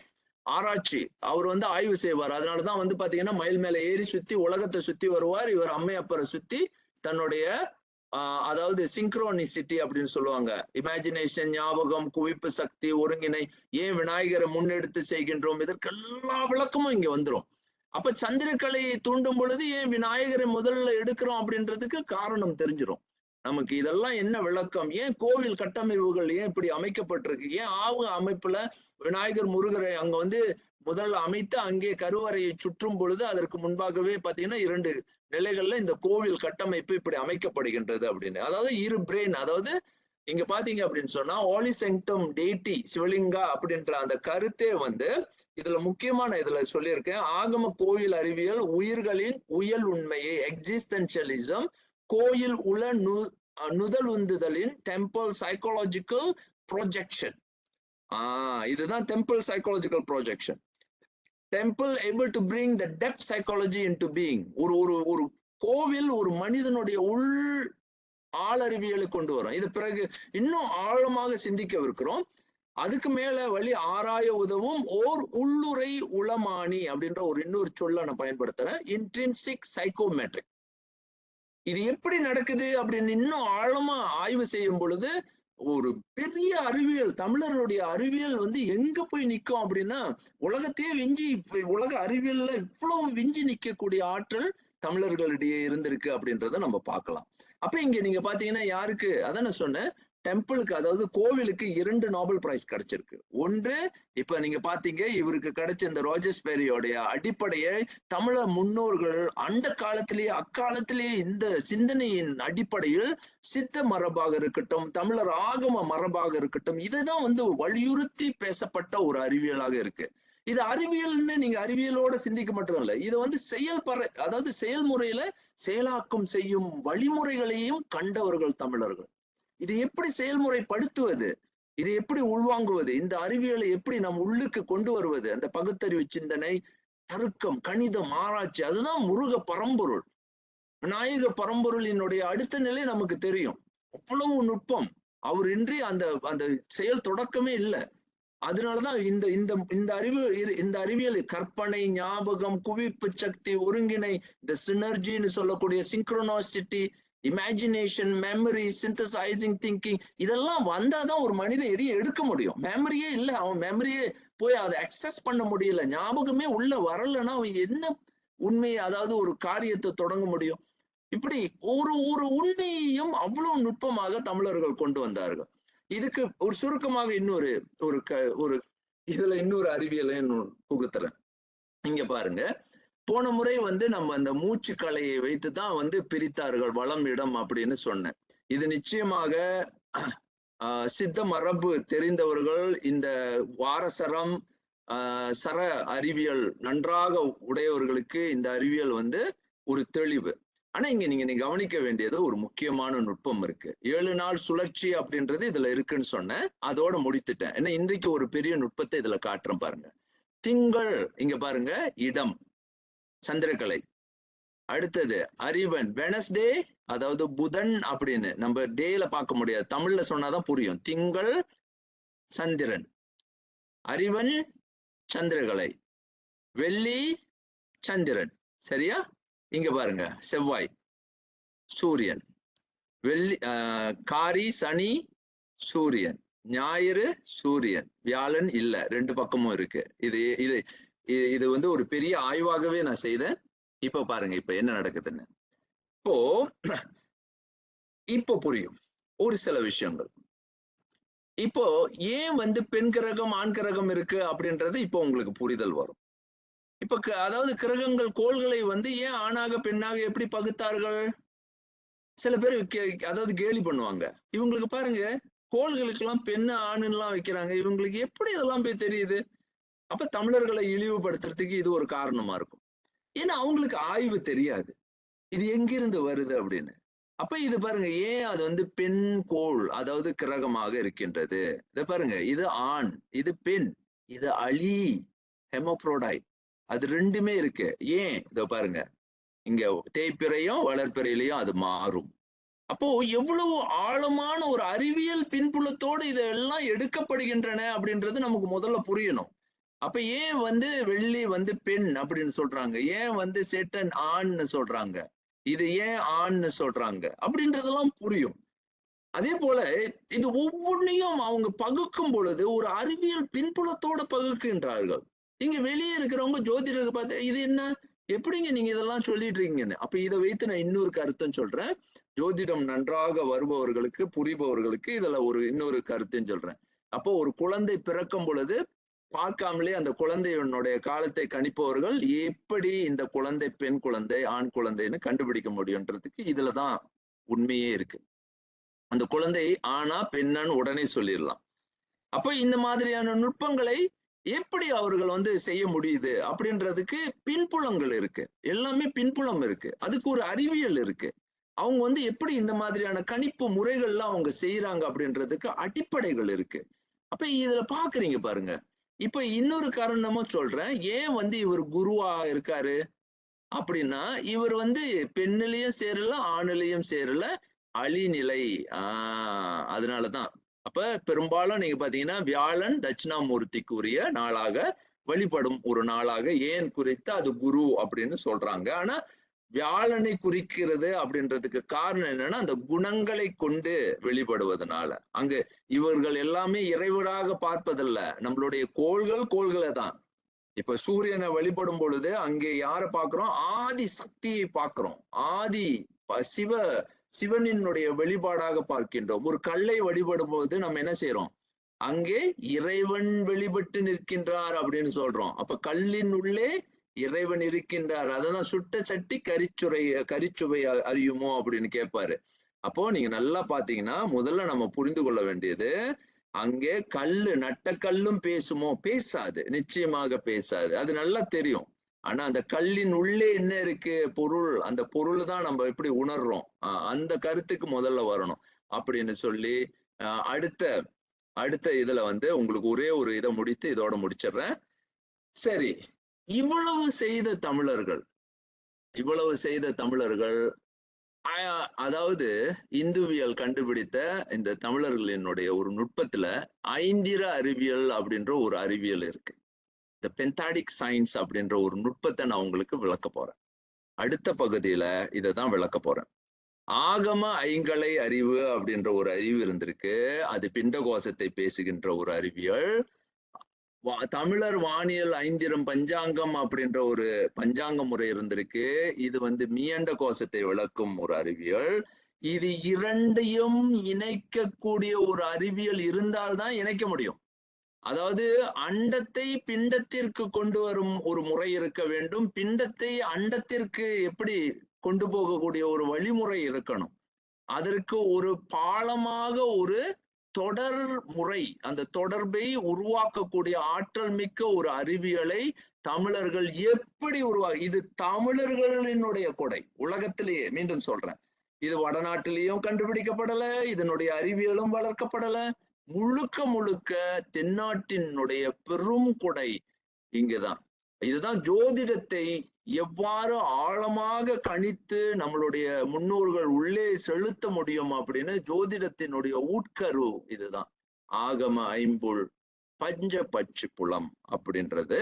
இதை Agamic பென்தடிக் bird psychic substance feel அப்படின்றத அடுத்த வாரம் நான் விளக்கவிருக்கின்றேன். இதை விளக்கும் பொழுது ஆகம அறிவியலினுடைய ஒட்டுமொத்த முழுமையான வெளிப்பாடு எவ்வளவு ஆழமாக தமிழர்கள் இதை செய்திருக்க முடியும், இதற்கு எவ்வளவு பெரிய அறிவியலை அவர்கள் பயன்படுத்தி இருக்கின்றார்கள் அப்படின்றத நம்ம உணர முடியும். ஆகவே இந்த அறிவியலை நீங்க பார்க்கும் பொழுது இதெல்லாம் அறிவியல் அல்ல, இவை அறிவியலோடு தமிழர்களால் உணரப்பட்ட மெய்ப்பொருளாக காணப்பட்ட உண்மைகள் அப்படின்றத சொல்லி இந்த வகுப்பை தோடு முடித்துக் கொள்கின்றேன். சிவா திருச்சிற்றம்பலம்.